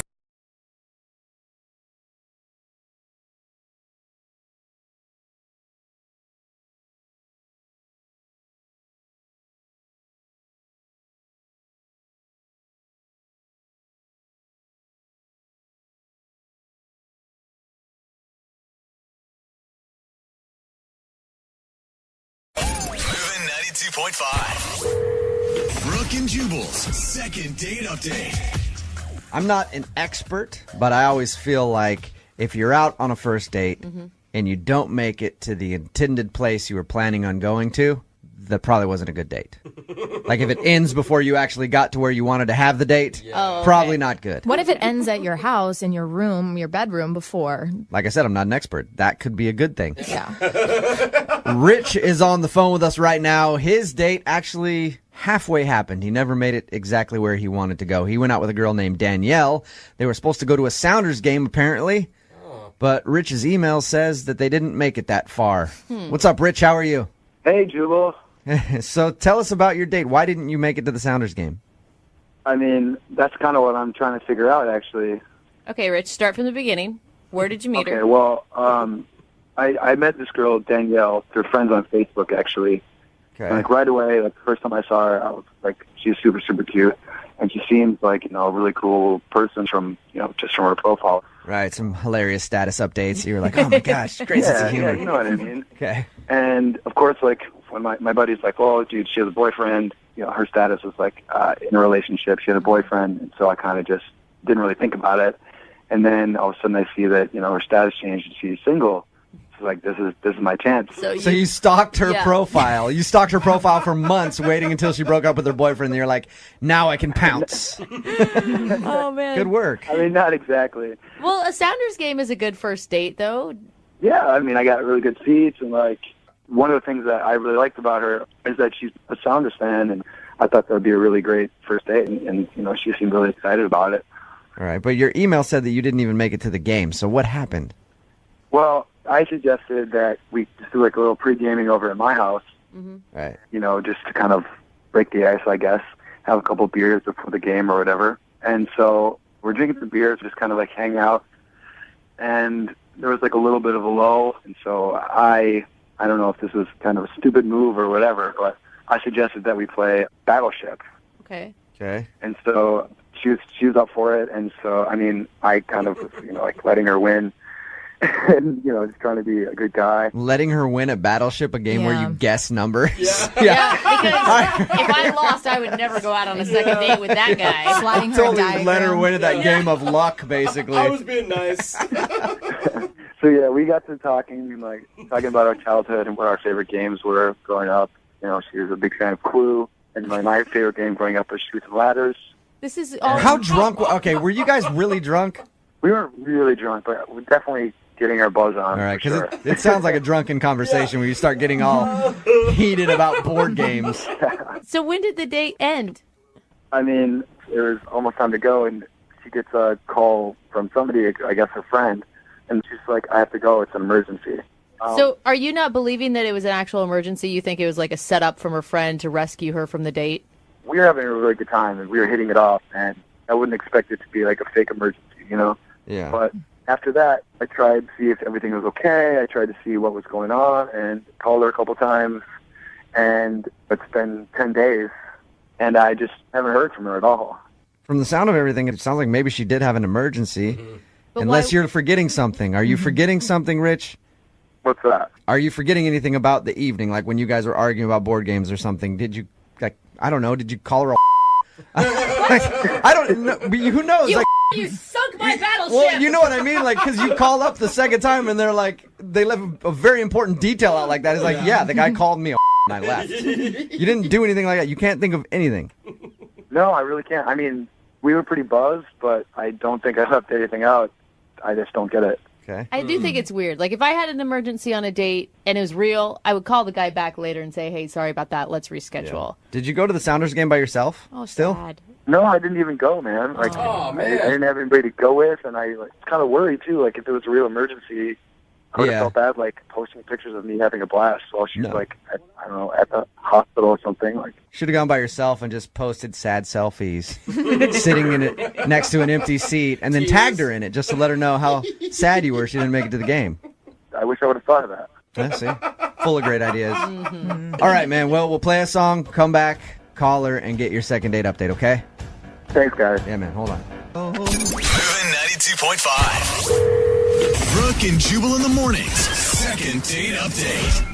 If you're just tuning in for the second date update, Rich wants us to call Danielle. They were supposed to go to a Sounders game together. They partied a little while at his house beforehand. In the middle of that, she got a phone call saying that there was an emergency. She had to leave. She hasn't called Rich since. Rich has tried to get a hold of her and has heard nothing.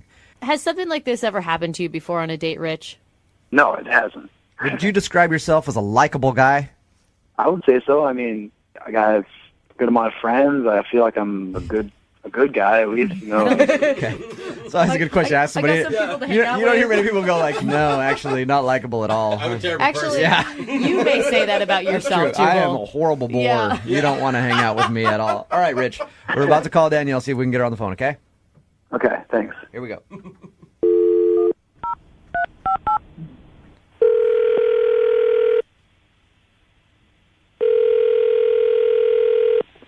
Hello? Hi, can I speak to Danielle, please?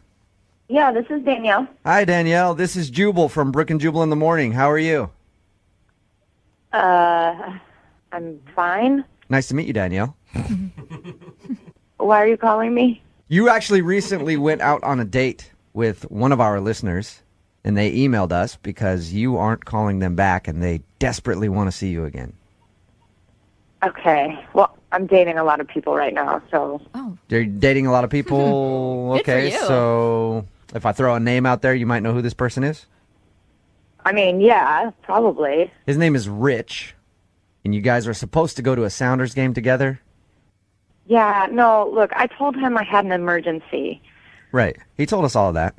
But, you know, the speculation comes around to, did you actually have an emergency, or were you bailing on the date? I say that you're bailing, that you didn't like Rich and you wanted to leave. After hearing her tone of voice, I agree. Am I right, Danielle? I don't. Look, if you talk to him again, just tell him it's an emergency and it's an ongoing emergency. So you... All right. Every You day. can't live in a constant state of emergency, Danielle, Danielle. It's just not possible. You have an eternal emergency going on that won't let you contact Rich. I hope I'm not reading into that when I think that you didn't like Rich very much. Look, if I tell you, you have to promise that this won't get back to him, okay? Sure. Because I really don't want to hurt his feelings. It's just, I Well- was in, what? I mean, just think about it. If you know, Rich is the person who wanted us to call you, so he's willing to hear whatever it is you have to say. But we won't tell him if it's too embarrassing. Yeah, I really don't want to hurt his feelings. Neither do I. I like the guy when I talked to him. He seemed nice. I would hate to hurt his feelings. Oh, my gosh. What is it, Danielle? Well, I mean, I just got out of a long-term relationship. I'm back on the dating scene. And like I said, I'm dating a lot, because I'm single again. And because I'm trying to be open, I gave Rich a shot. And we were at his place. like playing board games, and he's just kind of dull, you know, he's just not very interesting. And I was thinking about it, and I was like, wow, we're playing board games, and then I'm going to have to go to this 3-hour game and listen to him. So you thought he was boring? Yeah, I mean, I'm not trying to be mean. That's the truth of it. Sometimes you click with people, and sometimes you don't. But Danielle, how long were you guys hanging out at the house before you decided that this guy was a total drag? Like an hour, but how can you analyze someone in just an hour? Oh, I think you can. Yeah, a couple minutes. You know if you're not having a good time. Okay, but I mean, don't commit to a 3-hour Sounders game then. I know. I mean, I love the Sounders, and I thought it would be fun, but that's 3 more hours with this guy, and then it's going to get super awkward afterwards if he tries to, like, kiss me, you know? Yeah. You're like, I don't want a boring kiss. Thank you very much. Oh, come on. I just can't believe you lied to me. What? Just lied to me, like, straight up, like, just, like, faked an emergency call. Like, unreal. Danielle, that's Rich. About that. He was actually on the other line listening. Okay, this is not fair. You said you weren't going to tell him anything. I didn't. You did. So I wasn't lying when I told you that. I'm sorry. But I think Rich needs to know what you think of him if he wants to go out with you so badly. Maybe now he'll leave you alone. Oh. I'll definitely leave you alone. I mean, I didn't think I was wasting my time with a liar. You know, somebody who would just only give me an hour to, like, totally impress you and wow you. Like, I'm glad this happened, actually, because that's just like that's a move. I'm sorry. Good for you, Rich. Wow. Okay, well, you know, I'm really sorry. I didn't want to hurt your feelings. I'm not a liar. I didn't want to hurt your feelings and tell you. Like, the idea, like, that you couldn't just, like, be straight up with somebody and just leave me, like, hanging, too. Yeah, I wasn't trying to, like, leave you hanging. I was trying to be nice. I wasn't interested in you. I didn't want the rest of the night to be awkward, and then that's going to lead you on more. So I figured get out while I can. I made up an excuse so I wouldn't hurt your feelings. That doesn't make me a huge liar. I'm really sorry. Like, leave me hanging for almost 2 weeks. Like, I've called you, I've texted you. Like, at no point did you think maybe it would be the grown-up thing to do, like, tell this guy the truth so he can actually, like, I just can't believe it. Okay, well, you know what? If you want the truth, then here's the truth, all right? We played Battleship on our first date, all right? That's not what a girl wants. That's not what any girl wants. That's not What are you talking about? That is not true. Brooke, I guess, loves Battleship. That's the way to Brooke's heart. I didn't know that. Game. I mean, you didn't even give me a chance. Like, you didn't even give me a chance to go to the game with you and, like, actually show you who I was, who I am. We didn't have a chance to even go together. I never said I didn't go to the game. What? You went to the game?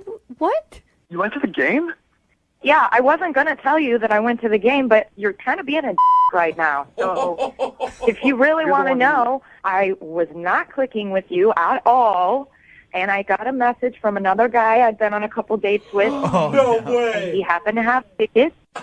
So, yeah, I took the chance, and I went, and I had a blast that night, and I would never have wanted to tell you that. Keep pushing.